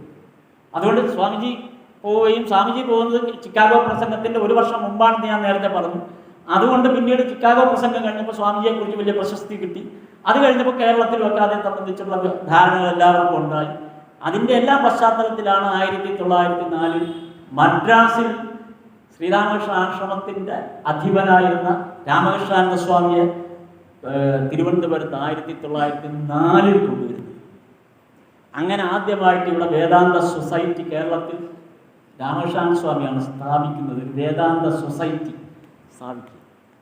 രാമകൃഷ്ണൻ സ്വാമി ഇവിടെ വന്ന് തിരിച്ചു പോയി കഴിഞ്ഞ് അന്ന് നമ്മുടെ ഈ തെക്കൻ തിരുവിതാംകൂറിനെ സംബന്ധിച്ചിടത്തോളം പഠിക്കാനുള്ള സൗകര്യം വളരെ കുറവാണ്. എല്ലാവർക്കും ഉന്നത വിദ്യാഭ്യാസം കിട്ടാനൊരു സാധ്യതയില്ല. അതുകൊണ്ട് നമ്മളെല്ലാവരും അന്ന് ഈ നാട്ടിലുണ്ടായിരുന്ന ചെറുപ്പക്കാരെല്ലാം കഴിവുള്ളവരെല്ലാം മദ്രാസിൽ പോയാണ് പഠിച്ചുകൊണ്ടിരുന്നത്. അങ്ങനെ ഈ തെക്കൻ കേരളത്തിൽ നിന്ന് പഠിക്കാൻ പോയ ഒരു കൂട്ടം വിദ്യാർത്ഥികളിൽ തിരുവനന്തപുരത്തുള്ളവരും ഹരിപ്പാട്ടുള്ളവരും തിരുവല്ലയിലുള്ളവരും ഈ 3 സ്ഥലത്തു നിന്നുള്ള വിദ്യാർത്ഥികൾ രാമകൃഷ്ണൻ സ്വാമിയുടെ അടുത്ത് ആശ്രമത്തിൽ ചെല്ലുകയാണ്. അവിടെ രവിവാര പാഠശാല എന്ന പേരിൽ എല്ലാ ഞായറാഴ്ചകളിലും സത്സംഗമുണ്ട്. സ്വാമിജി ക്ലാസ് എടുക്കും. രാമകൃഷ്ണൻ സ്വാമി ക്ലാസ് എടുക്കുന്നു. ആ ക്ലാസ് എടുക്കുന്നതിനെ കുറിച്ച് രസകരമായൊരു അനുഭവം ഒരിക്കൽ തപസ്യാൻ സ്വാമിയുടെ ഒരു ഓർമ്മക്കുറിപ്പിൽ എഴുതിയിട്ടുണ്ട്. രാമകൃഷ്ണൻ സ്വാമി ക്ലാസ് എടുക്കുമ്പോൾ അന്ന് അവിടെ ഉണ്ടായിരുന്നൊരു സന്യസ്ത ശിഷ്യൻ കയറി വന്നപ്പോൾ ക്ലാസ് എടുക്കുന്നത് കണ്ടു കഴിഞ്ഞാൽ തോന്നും മുൻവശത്ത് ഒരു 100 കണക്കിന് ആളുകൾ ഇരിക്കുന്നുണ്ടെന്നു ഹാളിൽ. പക്ഷെ അവിടെ ആരും ഇരിപ്പില്ല. ആകെ രാമകൃഷ്ണൻ സ്വാമി മാത്രമേ ഇരിപ്പുള്ളൂ. രാമകൃഷ്ണൻ സ്വാമി കയ്യും കാലവശവും കാണിച്ച് ആരോടോ പ്രസംഗിക്കുന്നുണ്ട്. മുന്നിലൊരു മനുഷ്യൻ പോലും ഇല്ല. അപ്പോൾ ഈ ഇദ്ദേഹം ഇത് മുഴുവൻ കുറച്ചു നേരം കേട്ടിരുന്നതിന് ശേഷം രാമകൃഷ്ണൻ സ്വാമിയുടെ ഈ പ്രസംഗം കഴിഞ്ഞപ്പോൾ ചോദിച്ചു, അങ്ങ് ആരോടാണ് സംസാരിച്ചുകൊണ്ടിരുന്നതെന്ന് ചോദിച്ചു. അങ്ങ് മാത്രമല്ലേ ഇവിടെ ഉണ്ടായിരുന്നുള്ളൂ. ആര് പറഞ്ഞു ഞാൻ മാത്രമാണ്? എൻ്റെ മുമ്പിൽ വേറൊരാളെ നീ കണ്ടില്ലേന്ന് ചോദിച്ചു. അതാ ഭഗവാൻ ഇരിപ്പുണ്ടായിരുന്നു. അതാണ് അതിനകത്തെ വ്യത്യാസം. നമ്മളിവിടെ മുമ്പിലിരിക്കുന്ന നമ്മുടെ ആളുകളുടെ എണ്ണമല്ല പ്രധാനം. ഭഗവാനെ കുറിച്ച് സംസാരിക്കുന്ന സന്ദർഭത്തിൽ ഭഗവാൻ അവിടെ പ്രസന്റ് ആവുകയാണ് ചെയ്യുന്നത്. എല്ലായിടത്തും ശ്രീരാമകൃഷ്ണദേവന്റെ അവതാരത്തിലുള്ള ഏറ്റവും വലിയ പ്രത്യേകത ഭഗവാനെ കുറിച്ച് സംഭാഷണം ചെയ്യുകയും ഭഗവാനെ കുറിച്ച് സംസാരിക്കുമ്പോൾ ഭഗവാൻ അവിടെ നമ്മുടെ മുമ്പിൽ ആദ്യം ഇരിക്കുന്നത് ഭഗവാന് ഏറ്റവും ഇഷ്ടപ്പെട്ട സംഗതിയാണ് ആളുകൾ തമ്മിൽ സംസാരിക്കുന്നത് കേൾക്കുക. വചനാമൃതത്തിൽ ഒരുപാട് തവണ നമ്മളത് കേൾക്കാം. നിങ്ങളൊന്ന് സംസാരിക്കാം, ഇംഗ്ലീഷിൽ സംസാരിക്കാം എന്നൊക്കെ പറഞ്ഞ് മാസ്റ്റർ മഹാശയനെ പ്രേരിപ്പിക്കുന്നുണ്ട്. അല്ലെങ്കിൽ ആരെങ്കിലും 2 പേരെ കിട്ടിയാൽ 2 പേരെ കൊണ്ട് ഭഗവാൻ സംസാരിക്കും. ഭഗവാൻ സംസാരിക്കുന്നത് വലിയ ഇഷ്ടമാണ്. ആളുകൾ സംസാരിക്കുന്നത് വലിയ ഇഷ്ടമുള്ള കാര്യം. നിങ്ങൾ എന്ത് വേണേൽ സംസാരിച്ചു, അത് കേൾക്കുന്നത് പോലെ ഒരു സന്തോഷം. നമ്മൾ ഭജന പാടുന്നതിനൊക്കെ പോലെയൊക്കെ തന്നെയാണ് ഭഗവാൻ വെറുതെ സംസാരിച്ചുകൊണ്ടിരുന്നത്. ഭഗവാന്റെ മുമ്പിൽ നിന്ന് എന്ത് സംസാരിക്കും. ഇപ്പം ഏറ്റവും കൂടുതൽ സന്തോഷമായിട്ടിരിക്കുകയായിരിക്കും. ഇതേ ഒരാൾ എടുത്ത് വന്നിട്ട് കുറേ പേര് ആദ്യം അവന്മാർ എന്തൊക്കെയോ പറയുന്നുണ്ട്, എന്നാലും കൊള്ളാം, ഇവരെന്തൊക്കെയോ പറയുന്നുണ്ട് പറയണ്ട എന്ന് ഭഗവാൻ വളരെ സന്തോഷത്തോടു കൂടിയാണ് ഇരിക്കുന്നത്. നമുക്ക് ഫീൽ ചെയ്യുന്നുണ്ട് ഭഗവാന്റെ ആ ചലനങ്ങൾ. ദക്ഷിണേശ്വരത്ത് ആ കട്ടിലിൽ ഭഗവാൻ ഇരിക്കുന്ന പോലത്തെ ഒരു ഫീൽ നമുക്ക് കിട്ടും. അപ്പോൾ ഞാൻ പറഞ്ഞു വന്നത്, രാമകൃഷ്ണൻ സ്വാമിയുടെ അടുത്ത് ഈ രവിവാര പാഠശാലയിൽ പോയ ഈ 3 സ്ഥലത്തെ കുട്ടികൾ അവർ തിരിച്ചു വന്നതിന് ശേഷം ഇവിടെ രാമകൃഷ്ണ സംഘങ്ങൾ രൂപീകരിക്കാൻ തീരുമാനിച്ചു. അങ്ങനെയാണ് തിരുവനന്തപുരത്തും ഹരിപ്പാട്ടും തിരുവല്ലയിലും ആദ്യമായിട്ട് 1910 3 സംഘങ്ങൾ രൂപീകരിക്കപ്പെട്ടു. 3 സ്ഥലത്ത് 11 ഹരിപ്പാട്ടുകാർക്കാണ് മിടുക്ക് കൂടി. ഹരിപ്പാട്ടുകാർ തീരുമാനിച്ചു ഇതിൻ്റെ 1ാം വാർഷികം ആഘോഷിക്കണം. അങ്ങനെ 1911 ഇവർ 1ാം വാർഷികം എന്ന് പറയുമ്പോൾ ഭഗവാന്റെ ജന്മോത്സവം കൂടിയാണ്. ശ്രീരാമകൃഷ്ണദേവന്റെ ജന്മോത്സവം കൂടി ആഘോഷിക്കാം, ഹരിപ്പാട്ട് ആഘോഷിക്കാം എന്നുള്ള അടിസ്ഥാനത്തിൽ അങ്ങനെ 1911 അവർ പ്രോഗ്രാം എല്ലാം ഫിക്സ് ചെയ്തു. നേരെ രാമകൃഷ്ണൻ സ്വാമിയെ പോയി ക്ഷണിച്ചു മദ്രാസിൽ. രാമകൃഷ്ണൻ സ്വാമി ഞാൻ വരാം എന്ന് പറയുകയും ചെയ്തു. പക്ഷെ ആ ചടങ്ങിനോട് അടുത്ത് വന്നപ്പോഴാണ് രാമകൃഷ്ണൻ സ്വാമിക്ക് സുഖമില്ലാതാവുകയും പെട്ടെന്ന് യാത്ര ചെയ്യാൻ പറ്റാത്തൊരു സാഹചര്യം ഉണ്ടായപ്പോൾ രാമകൃഷ്ണൻ സ്വാമി ഈ ഹരിപ്പാട്ടുള്ള ആളുകളോട് പറഞ്ഞു, എനിക്ക് വരാൻ ബുദ്ധിമുട്ടാണ്, പക്ഷെ പേടിക്കണ്ട, എന്നേക്കാൾ അതിശക്തനായ ഒരാളെ ഞാൻ നിങ്ങൾക്ക് പറഞ്ഞു കൊടുത്തു. അങ്ങനെ രാമകൃഷ്ണൻ സ്വാമിയാണ് അന്ന് മൈസൂർ ആശ്രമത്തിൽ ഉണ്ടായിരുന്ന നിർമ്മലാനന്ദ സ്വാമിയെ കേരളത്തിലേക്ക് ആദ്യമായി പറഞ്ഞു വിടുന്നത്. അവിടെ മുതലാണ് കേരളത്തിൻ്റെ ശ്രീരാമകൃഷ്ണ പ്രസ്ഥാനത്തിൻ്റെ ചരിത്രമായി. ഹരിപ്പാട്ടുകാർ 100 രൂപ കൊടുത്തയച്ചു. സ്വാമിക്ക് യാത്രാ ചെലവിന് കൊടുത്തു വിട്ടിരുന്നു. നേരത്തെ മുൻകൂർ കൊടുത്തു. ഇവരെന്നിട്ട് എറണാകുളം റെയിൽവേ സ്റ്റേഷനിൽ നോക്കി നിൽക്കുകയാണ് ഭക്തന്മാർ നിർമ്മലാനന്ദ സ്വാമി വരുന്നതിനകത്ത്. ട്രെയിൻ വന്നു നിന്നപ്പോൾ സ്വാഭാവികമായിട്ട് ഇവരെന്ത് ചെയ്തു, ഫസ്റ്റ് ക്ലാസ് കമ്പാർട്ട്മെൻറ്റിലാണ് നോക്കുന്നത്. അന്ന് first class, second class, third class 3 ക്ലാസ്സും. അപ്പോൾ ഫസ്റ്റ് ക്ലാസ് കമ്പാർട്ട്മെൻറ്റിൽ നോക്കി. ഫസ്റ്റ് ക്ലാസ് കമ്പാർട്ട്മെൻറ്റിലായി. അപ്പോൾ വന്ന് കാണില്ല എന്ന് വിചാരിച്ചു. നോക്കുമ്പോൾ തേർഡ് ക്ലാസ് കമ്പാർട്ട്മെൻറ്റിൽ നിന്ന് ഒരു സന്യാസി നടന്നു വരുന്നു. വന്ന വഴി 40 രൂപ എടുത്ത് തിരിച്ചു കൊടുത്തു. 60 രൂപ ചിലവായിട്ട് ബാക്കി 40 രൂപ ഇതാണെന്ന് അപ്പോഴേ തിരിച്ചു കൊടുത്തു, സ്റ്റേഷനിൽ വെച്ച്. അങ്ങനെ അന്ന് അവിടെ നിന്ന് പുറപ്പെട്ട് ആലപ്പുഴയിൽ വരിക. അതിൻ്റെ ഡേറ്റ് ഉണ്ട്. അതായത് ആലപ്പുഴയിൽ ഫെബ്രുവരി 1911 ഫെബ്രുവരി 16 നിർമ്മലാനന്ദ സ്വാമി എറണാകുളത്ത് ഇറങ്ങുന്നത്. അവിടുന്ന് ബോട്ടിൽ ആലപ്പുഴയിൽ വരുന്നു. ആലപ്പുഴയിൽ ഷൺമുഖവിലാസം സ്കൂളിൽ അടുത്ത ദിവസം ഫെബ്രുവരി 17 ഒരു യോഗം എന്ന് പറഞ്ഞാൽ ഭഗവത്ഗീത പഠിപ്പിച്ചു. ഭഗവാൻ ആ കുട്ടികളെല്ലാം ഭഗവത്ഗീത എല്ലാം പഠിപ്പിച്ചു. അല്ല, നിർമ്മലാനന്ദ സ്വാമി ഭഗവത്ഗീത എല്ലാം പഠിപ്പിച്ചു. ആ 17-ാം തീയതിയാണ് പിന്നീട് ഹരിപ്പാട്ടേക്ക് വരുന്നത്. ഹരിപ്പാട് ആശ്രമത്തെ അവിടുത്തെ ആഘോഷത്തിൽ പങ്കെടുക്കുകയും ചെയ്തു. അവിടുന്ന് പിന്നീട് അവിടെ വന്ന സമയത്ത് ഈ ഹരിപ്പാട്ട് വന്ന സമയത്ത് തന്നെ അവിടുത്തെ ഈ സംഘത്തിൻ്റെ സെക്രട്ടറി, സൊസൈറ്റിയുടെ സെക്രട്ടറി ഒരു സുബ്ബരായ എന്ന് പറഞ്ഞൊരാൾ, അങ്ങേരെ 1000 രൂപ എടുത്ത് സ്വാമിക്ക് സംഭാവന ചെയ്തു. അപ്പോൾ സ്വാമി പറഞ്ഞ് കൈ വെച്ചു, ഇത് നമുക്ക് ആവശ്യമുള്ളൂ, ഇപ്പം തന്നെ ഇത് കയ്യിൽ വെക്കണം, സൂക്ഷിച്ചു വെച്ചു. ഈ സുബ്ബരായർക്കും മക്കളില്ല. അതിൻ്റെ ഒരു വലിയ ദുഃഖം ഈ സുബ്ബരായർക്കുണ്ടായി. അപ്പോൾ ഭഗവാനോട് നമ്മളങ്ങനെയാണ്, നമ്മുടെ പേഴ്സണലായിട്ടുള്ള എല്ലാ ദുഃഖങ്ങളും നമ്മൾ നമ്മുടെ ഗുരുവിനോട് പറയും. അതാണ് നമ്മുടെ മനുഷ്യൻ്റെ രീതി. അത് അങ്ങനെ പറയരുത് എന്നാണ് പറയുന്നത്. കാര്യം എല്ലാം ഭഗവാൻ അറിയാം. പക്ഷെ എന്നാലും നമുക്ക് പറയുമ്പോഴാണ് നമുക്കൊരു സന്തോഷം, അല്ല ഒരു സമാധാനം വരും. അങ്ങനെ സുബ്ബരായർ നിർമ്മലാനന്ദ സ്വാമിയോട് തൻ്റെ ഏറ്റവും വലിയ ദുഃഖം, തനിക്ക് എല്ലാ സൗകര്യങ്ങളും ഉണ്ട്, 1000 രൂപ അന്ന് സംഭാവന കൊടുക്കാന്ന് പറഞ്ഞാൽ ആലോചിച്ച് നോക്കണം. 1911 1000 രൂപയുടെ വില എന്ന് പറഞ്ഞാൽ ഇന്നത്തെ 1 കോടി രൂപയുടെ മുകളിൽ വരുന്നത് ഒരു മൂല്യം വരുന്നത്. അത്രയും സംഭാവന കൊടുക്കണമെങ്കിൽ ആലോചിച്ചു. ഹസ്രമഹാശയൻ 2000 രൂപയ്ക്ക് വേണ്ടിയിട്ടാണ് ഭഗവാന്റെ അടുത്ത് എത്തിയിരുന്നത്. അതൊരു 10-50 കൊല്ലം മുമ്പാണെന്ന് മാത്രം. ഈ അത്രയും തുക സംഭാവന ചെയ്തപ്പോൾ ഈ ഒരു വിഷമം കൂടെ പറഞ്ഞപ്പോൾ സുബ്ബരായരോട് നിർമ്മലാനന്ദ സ്വാമി പറഞ്ഞു, പേടിക്കണ്ട, ഭഗവാന്റെ എല്ലാ അനുഗ്രഹവും ഉണ്ടാകും. 3 ആൺമക്കളാണ് പിന്നീട് അദ്ദേഹത്തിനുണ്ടായത്. മൂത്താള് രാമകൃഷ്ണൻ എന്നാണ് പേരിട്ടത്. അത്രയും വലിയൊരു അനുഗ്രഹമാണ് സുബ്ബരായർ പിന്നീടുണ്ടായത്. ഭഗവാൻ നിർമ്മലാനന്ദ സ്വാമി തിരിച്ച് ആ ആഘോഷം കഴിഞ്ഞ് ഹരിപ്പാട്ടെ ആ വാർഷിക ആഘോഷം കഴിഞ്ഞിട്ട് കൊല്ലം റെയിൽവേ സ്റ്റേഷൻ വെച്ചിട്ടാണ്, കൊല്ലം റെയിൽവേ സ്റ്റേഷനിൽ നിന്നാണ് തിരിച്ച് ബാംഗ്ലൂർക്ക് പോകുന്നത്. റെയിൽവേ സ്റ്റേഷനിൽ ചെന്നപ്പോൾ സ്വാമിക്ക് മനസ്സിലായി, ഈ ഇരിക്കുന്നവർ സ്വാഭാവികമായിട്ട് എന്നെ നമസ്കരിക്കൂ എന്ന് മനസ്സിലായി. അത് സ്വാഭാവികമായിട്ട് നമസ്കരിക്കും. അപ്പോൾ പെട്ടെന്ന് നിർമ്മലാനന്ദ സ്വാമി അവിടെ നിന്നവരോട് എല്ലാവരോടും പറഞ്ഞു, ഞാൻ ഈ കാണുന്നത് മുഴുവൻ ഭഗവാൻ ശ്രീരാമകൃഷ്ണദേവനെയാണ്.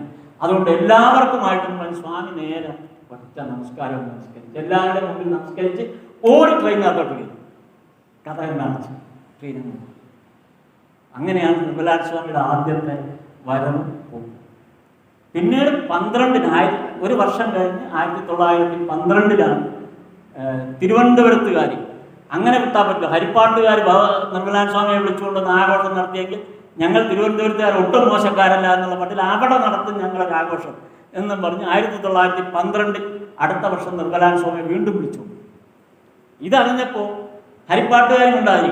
ഹരിപ്പാട്ട് അങ്ങനെ ഞങ്ങളെ തോൽപ്പിക്കാൻ പറ്റില്ല. അങ്ങനെയാണ് ഞങ്ങളിവിടെ ആശ്രമം പണിയാൻ തീരുമാനിച്ചു.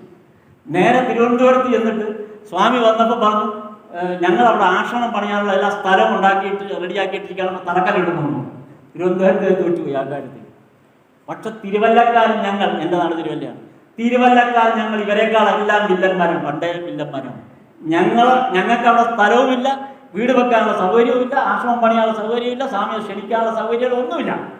പക്ഷെ ഒരു ബിരുദൻ തിരുവല്ലയിൽ നിന്ന് ഈ സമയത്ത് നേരെ അവിടെ ചെന്നിട്ട് സ്വാമിയോട് പറഞ്ഞു, ഹരിപ്പാട്ട് തറക്കല്ലിടുകയാണെങ്കിൽ തിരുവല്ലയിലും തറക്കല്ലിടണം, അവിടെ സ്ഥലം റെഡിയാക്കിയിട്ടേക്കാണ്. അങ്ങനെ സംഭവമില്ല, കള്ളം പറഞ്ഞതാണ്. എന്നിട്ട് അയാൾ തിരിച്ചു വന്ന് തിരുവല്ലയിൽ ഇരിക്കുന്ന ആളുകളോടെല്ലാം പറഞ്ഞു, ഞാനിങ്ങനെ നിർമ്മലാനന്ദ സ്വാമിയുടെ അടുത്ത് തിരുവനന്തപുരത്ത് എന്ന് പറഞ്ഞു, ഹരിപ്പാട്ട് തറക്കല്ലിടുകയാണെങ്കിൽ തിരുവല്ലയിലും തറക്കല്ലിടണം, ഇവിടെ സ്ഥലം റെഡിയാക്കിയിട്ടുണ്ടെന്ന്. അപ്പം അവിടെ ഇരുന്ന തിരുവല്ലക്കാർ പറഞ്ഞു, അതിന് സ്ഥലം എവിടെ? ഈ തറക്കല്ലിടാനുള്ള സ്ഥലം വേണം, സ്ഥലം എവിടെ ഉണ്ട്?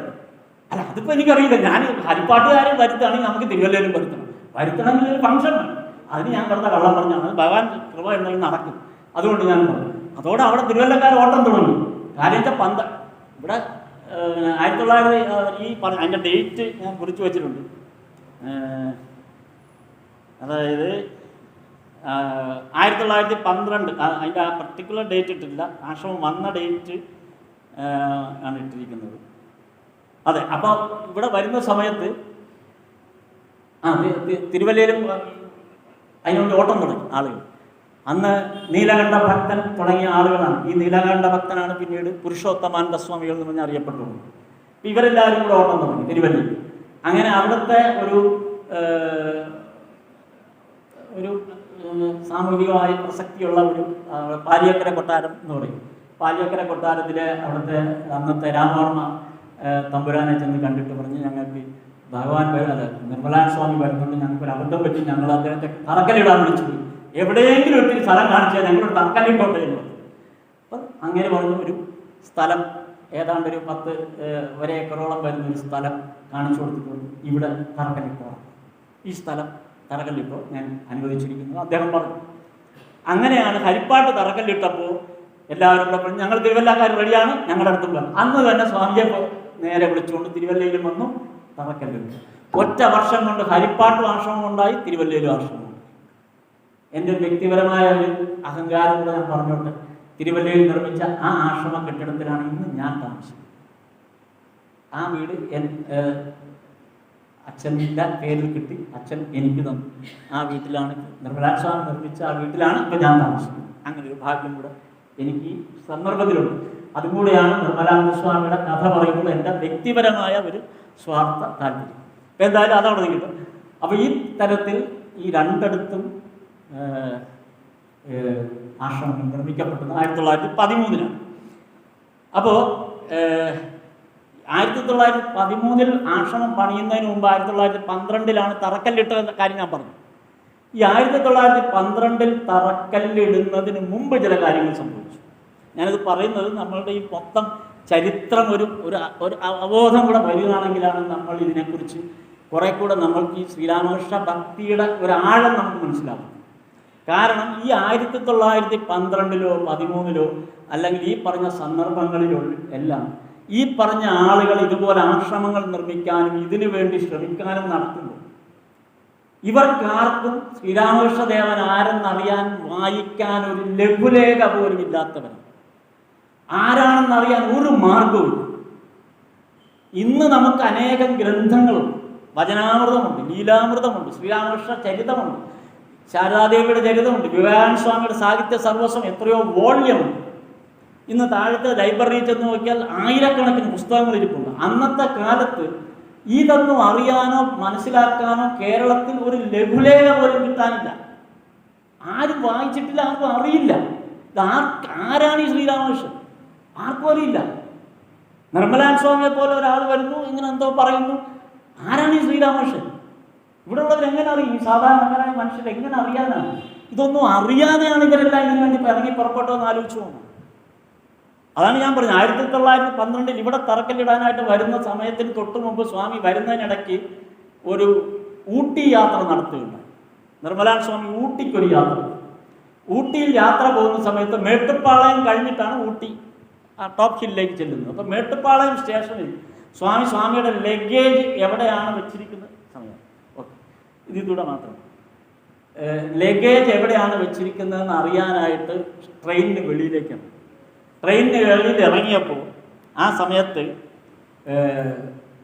വടകര കോടതിയിലെ ഒരു അഡ്വക്കേറ്റ് കുഞ്ഞിരാമമേനോൻ ഈ ട്രെയിനിനകത്തുണ്ടായി. അദ്ദേഹം പുറത്തേക്ക് നോക്കിയപ്പോൾ ഒരു സന്യാസി പ്ലാറ്റ്ഫോമിൽ ഇറങ്ങി നിൽക്കുന്നു. എന്തോ അദ്ദേഹത്തിൻ്റെ ലഗേജ് സംബന്ധിച്ച ഈ ചോദ്യങ്ങൾ അവിടെ അവരുമായിട്ട് ചോദിച്ചുകൊണ്ടിരിക്കും. അപ്പോൾ സഹായിക്കാനായിട്ട് കുഞ്ഞിരാമമേനോൻ, അദ്ദേഹം അഡ്വക്കേറ്റാണ്, അദ്ദേഹം കൂടെ ഇറങ്ങിയിട്ട് ഈ സ്വാമിക്ക് വേണ്ട സഹായമൊക്കെ ചെയ്തു കൊടുത്തു. തിരിച്ചവർ ഒരുമിച്ച് ഊട്ടിക്ക് പോവുകയും ചെയ്തു. ഊട്ടിയിൽ ഫേൺഹിൽ, പിന്നീട് ഫേൺഹില്ലാണ് നിത്യ ചൈതന്യയതി ഒക്കെ താമസിച്ചിരുന്ന ഫേൺഹിൽ എന്ന് പറയുന്ന അവിടെയാണ് നിർമ്മലാനന്ദ സ്വാമി താമസിച്ചത്. അന്ന് ഈ കുഞ്ഞിരാമമേനോൻ അവിടെ ചെന്ന് കണ്ട് മലബാറിലെ കാര്യങ്ങളൊക്കെ പറയുകയും വടകരയിൽ വരണമെന്ന് അഭ്യർത്ഥിക്കുകയൊക്കെ ചെയ്തു.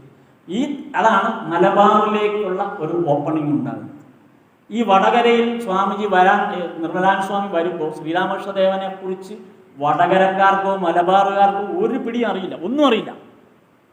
ഈ കുഞ്ഞിരാമമേനോൻ തൻ്റെ ബെഞ്ച് ക്ലാർക്കിനെയും വക്കീലന്മാർക്കും അറിയാം. അവരുടെ ഗുമസ്തന്മാരെ വെച്ച് ശ്രീരാമകൃഷ്ണദേവനെ കുറിച്ചുള്ള ഈ നിർമ്മലാനന്ദ സ്വാമിയിൽ നിന്ന് കേട്ട വിവരങ്ങൾ വെച്ച് ഇത് മുഴുവൻ കയ്യെഴുത്തുണ്ടാക്കി.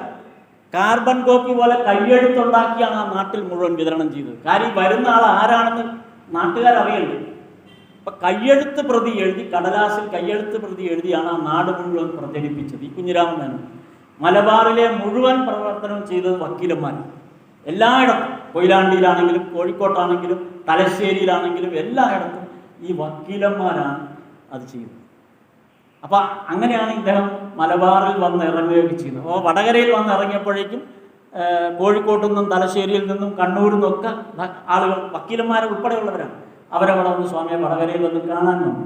അവരെല്ലാം കൂടെ സ്വീകരിച്ചുകൊണ്ട് തിരിച്ച് തലശ്ശേരിയിലേക്കും കൊയിലാണ്ടി ഭാഗത്തേക്കൊക്കെ പോയി അവിടെയെല്ലാം സഞ്ചരിച്ച് തിരിച്ചു വരുമ്പോൾ, ഞാൻ ഓടിച്ച് പറഞ്ഞത് ഇതുകൂടെ പറഞ്ഞിട്ട് ഇത് അവസാനിപ്പിക്കും. തിരിച്ചു വന്നപ്പോൾ കോഴിക്കോട്ട് വന്നപ്പോൾ അവിടുത്തെ പോലീസ് സൂപ്രണ്ട്, ആ പോലീസ് സൂപ്രണ്ടിൻ്റെ പേരുണ്ട്, അതുകൂടെ അറിഞ്ഞിരിക്കാൻ നല്ലതാണ്. Deputy police superintendent V Rajagopalan Thampan. Kozhikode deputy police സൂപ്രണ്ടാണ് രാജഗോപാലൻ തമ്പാൻ. ഈ തമ്പാനെ സ്വാമിയെ കാണുന്നത് വലിയൊരാഗ്രഹം. അങ്ങനെ തമ്പാൻ ആഗ്രഹിച്ച പ്രകാരം ഒരു പോലീസുകാരൻ ചെന്ന് സ്വാമിയോട് പറഞ്ഞു. അങ്ങനെ തമ്പാനെ കോഴിക്കോട്ട് വെച്ച് നിർമ്മലാൻ സ്വാമി കണ്ടുമുട്ടും. തമ്പാൻ ഒരു റിക്വസ്റ്റ് വെച്ചു, എൻ്റെ വീട് കൊല്ലങ്കോടാണ്, അങ്ങ് കൊല്ലങ്കോട് എൻ്റെ കൂടെ വരണം, എൻ്റെ അമ്മയ്ക്ക് അങ്ങയെ കാണണം. അങ്ങനെ ഈ deputy police superintendent Rajagopalan Thampan Nirmalan സ്വാമിയെ വിളിച്ച് നേരെ കൊല്ലങ്കോട് വീട്ടിൽ പോയി ഈ അമ്മയെ കാണിച്ചു. ഇവിടെയാണ് നമ്മൾ ആദ്യം പറഞ്ഞ ഷൊർണൂര് ഒരു ഭിക്ഷ കൊടുത്ത ഒരാളുടെ കഥ ഓർക്കുന്നുണ്ട്. ഞാൻ തുടക്കത്തിൽ പറഞ്ഞു, ഈ ഭിക്ഷ കൊടുത്ത ആളുടെ ഭാര്യയാണ്. 1912 ഷൊർണൂർ വിവേകാനന്ദ സ്വാമി ഇറങ്ങിയപ്പോൾ ആദ്യമായി ഭിക്ഷ കൊടുത്ത ആ വ്യക്തിയുടെ അമ്മയാണ് ഇപ്പോൾ നിർമ്മലാൻ സ്വാമി പോയി കണ്ട ആ മഹതി, ഈ ഡെപ്യൂട്ടി പോലീസ് സൂപ്രണ്ടിൻ്റെ അമ്മ. അപ്പോൾ അമ്മ പറഞ്ഞത്, അന്ന് ഞങ്ങൾക്കറിയില്ല, അന്ന് ഇവിടെ വന്നപ്പോൾ പറഞ്ഞിരുന്നു, ഒരു തേജസ്വിയായ സന്യാസിക്ക് ഞാൻ ഭിക്ഷ കൊടുത്ത കാര്യം എൻ്റെ ഭർത്താവ് പറഞ്ഞിരുന്നു. അദ്ദേഹം മരിച്ചുപോയി, പക്ഷെ ആരാണെന്ന് അറിയില്ല. പക്ഷെ ഒരു വർഷം കഴിഞ്ഞപ്പോഴാണ് ഞങ്ങൾക്ക് മനസ്സിലായത്, അത് വിശ്വവിജയിയായ, ചിക്കാഗോയിലെ പ്രസംഗങ്ങൾ നടത്തി വിശ്വവിജയിയായ ശ്രീ വിവേകാനന്ദ സ്വാമിയാണ്. പിന്നെയാണ് ഞങ്ങൾ അറിഞ്ഞത്. എനിക്ക് അന്ന് മുതൽ ആഗ്രഹമായിരുന്നു വിവേകാനന്ദ സ്വാമി ഒന്ന് കാണണം. എൻ്റെ ഭർത്താവാണല്ലോ ആദ്യമായി ഭിക്ഷ കൊടുത്തത്, എനിക്കൊന്ന് കാണണം. പക്ഷെ അപ്പോഴേക്കും സ്വാമിജിയും ദേഹത്യാഗം കഴിഞ്ഞ് കാണാൻ അവസരമുണ്ടായി. എങ്കിൽ ആ തായ് വഴിയിൽ വരുന്ന ഒരു സന്യാസിയെ നേരിട്ട് കാണണം എന്നുള്ള ആഗ്രഹമായിരുന്നു എനിക്ക്. അതാണ് രാജഗോപാലൻ തമ്പാൻ നിർമ്മലാൻ സ്വാമിയെ വിളിച്ചുകൊണ്ടുപോയി കൊല്ലങ്കോട് അമ്മയെ കാണിക്കുന്നത്. അങ്ങനെയാണ് നിർമ്മലാൻ സ്വാമി അമ്മയെ പോയി കണ്ടത് നടക്കുന്നത്. അങ്ങനെയാണ് അവിടെ കൊല്ലങ്കോട് രാജാവ് അവരുടെ സ്കൂള് സ്വാമിക്ക് വിട്ടുകൊടുക്കുകയും അത് ശ്രീരാമകൃഷ്ണ പ്രസ്ഥാനമായിട്ട് ആ സ്കൂളിനെ മാറ്റുകയും ചെയ്തു. ഞാനിപ്പോൾ ഇവിടെ തൽക്കാലം ഇവിടെ നിർത്തുന്നു, സമയം അതിക്രമിച്ചത് കൊണ്ടാണ്. ഏതായാലും ശ്രീരാമകൃഷ്ണ പ്രസ്ഥാനത്തിൻ്റെ കേരളത്തിൻ്റെ ചരിത്രത്തിൽ ഓരോ വ്യക്തികളെടുത്ത പങ്കിൻ്റെ വലുപ്പം എത്രയാണെന്ന് ഞാൻ പറഞ്ഞ കുറച്ച് ആളുകളിൽ നിന്ന് നിങ്ങൾക്ക് മനസ്സിലായി. കുറച്ച് ആളുകൾ അവരെല്ലാം എടുത്ത ത്യാഗത്തിൻ്റെ ഫലമാണ് ഇന്നീ മഹാസൗധത്തിനകത്ത് വളരെ സുഖലോലുവരെ നമുക്കിരിക്കാൻ പറ്റുന്നത്. അതുകൊണ്ട് നമുക്കൊരു വലിയ കടപ്പാടും. നമ്മളതിൻ്റെ പിന്തുടർച്ചക്കാരാണെങ്കിൽ, അതിൻ്റെ ആ ഒരു തായ് വഴിയിൽ വരുന്ന ഭക്തന്മാരാണെങ്കിൽ ഭഗവാന് വേണ്ടി നമ്മൾ നിലനിർത്താൻ ബാധ്യസ്ഥരാണ്. അങ്ങനെയുള്ളൊരു ശ്രമമാണ് ഭഗവാന് നൽകുന്ന ഏറ്റവും വലിയ വർഷിപ്പ്, അല്ലെങ്കിൽ വലിയ നമ്മുടെ നമ്മൾ നൽകുന്ന നമ്മുടെ ജീവിതത്തിൻ്റെ ഒരു വലിയ അംശം നമ്മൾ അതിനുവേണ്ടി കാഴ്ചവെക്കുമ്പോഴാണ് നമ്മൾ ഏറ്റവും വലിയ കൃതാർത്ഥരാകുന്നത്. ഭഗവാൻ ഏറ്റവും കൂടുതൽ ഇഷ്ടപ്പെടുന്നത്, ഭഗവാൻ അതാണ് ആഗ്രഹിക്കുന്നത്. അതിന് നമുക്കിവിടെ കഴിയണം. ഈ കായംകുളം അതിന് പര്യാപ്തമായത് ഇത്രയും കെട്ടിടങ്ങൾ, ഇത്രയും സൗകര്യങ്ങൾ, ഏറ്റവും തേജസ്വിയായൊരു സന്യാസി, ഏറ്റവും പണ്ഡിതവരേണ്യനായൊരു സന്യാസി, മൃഡാൻ സ്വാമിയുടെ മരുമൻ എന്ന് വേണമെങ്കിൽ കൂടെ വിശേഷിപ്പിക്കാം. മൃഡാൻ സ്വാമി ഞാൻ വളരെ എന്നെ എടുത്തുകൊണ്ട് നടന്നിട്ടുള്ള സ്വാമിയാണ് മൃഡാൻ സ്വാമി. അപ്പോൾ അത്രയും മൃഡാൻ സ്വാമിയെ നമുക്ക് ഈ ഉപനിഷത്തുകളെല്ലാം നമുക്ക് പര്യാപ്തമാക്കി തന്നത് മൃഡാൻ സ്വാമി. അതുപോലെ സേവനമനുഷ്ഠിക്കുന്ന സന്യാസി വൈദ്യന്മാരുടെ പാദസ്പർശം കൊണ്ടൊക്കെ വളരെയധികം പുണ്യമായി ഈ സ്ഥലം, ഇത്രയും സൗകര്യങ്ങൾ. വള്ളിക്കോട് ആശ്രമത്തെക്കുറിച്ച് ആലോചിക്കും. ഞാൻ സ്വാമിജിയുടെ വള്ളിക്കോട് പോകുന്നതാണ്. ഒരു ചായ്പ് മാത്രമാണ് ഇപ്പോഴും അവിടെ ഉള്ളത്. ഒരു ചായ്പാണ്. ആ ചായ്പിലാണ് 10-100 പേർ കൂടിയിരുന്ന്, ഫാനൊന്നുമില്ല, ഇരിക്കാൻ സൗകര്യങ്ങളൊന്നുമില്ല. ഇപ്പോഴും അടുത്ത 4-ാം ഞായറാഴ്ചയും സ്വാമിയും വരുന്നുണ്ട്, ഞാനും പോകാം. ഞങ്ങൾ കൃത്യമായി അവിടെ എല്ലാ 4-ാം ഞായറാഴ്ചയും പോകാം. ധാരാളം ആളുകൾ അവിടെ വരുന്നുണ്ട്. അവർക്കൊന്നും ഇതുപോലുള്ള സൗകര്യങ്ങൾ, ഇത് സ്വർഗം. ഇതിൻ്റെ ഒരു കാർഷെഡിൻ്റെ വലിപ്പമില്ല പള്ളിക്കോട് ആശ്രമത്തിൽ. അവിടെയാണ് 10-100 പേര് കൂടി ഭഗവാൻ. അതും ഭഗവാന്റെ ഇഷ്ടം, ഇതും ഭഗവാൻ. ഇവിടെ രാജകീയമാണ് കാര്യങ്ങൾ, ചുറ്റുപാട്. ഭഗവാൻ അത്ര അനുഗ്രഹിച്ചിട്ടുണ്ട് കാര്യങ്ങൾ. നമുക്ക് ആ അനുഗ്രഹത്തെ കൂടുതൽ ഫലപ്രദമാക്കണമെങ്കിൽ ഇത് മുഴുവൻ ഈ സൗകര്യങ്ങളെ നമ്മൾക്ക് സമൂഹത്തിന് നൽകണമെങ്കിൽ നമ്മൾ ഒരുപാട് പണിയെടുക്കേണ്ടി വരും. അതാണ് നമ്മുടെ ഏറ്റവും വലിയ ആരാധനയായിട്ട് മാറും. അതിന് നമുക്ക് എല്ലാവർക്കും ഭഗവാൻ, ഇത് കേട്ടുകൊണ്ടിരിക്കുന്ന ഭഗവാൻ നമുക്കൂടെ ശക്തി തരട്ടെ, അതിനുള്ള ആയുസ്സും ആരോഗ്യം തരട്ടെ എന്ന് പ്രാർത്ഥിക്കുന്നു. എല്ലാവരുടെയും മുന്നിൽ നമസ്കരിച്ചുകൊണ്ട് താപകായ ധർമ്മസ്യ സർവധർമ്മസ്വരൂപിണി അവതാരവരിഷ്ഠായ രാമകൃഷ്ണായ നമഃ.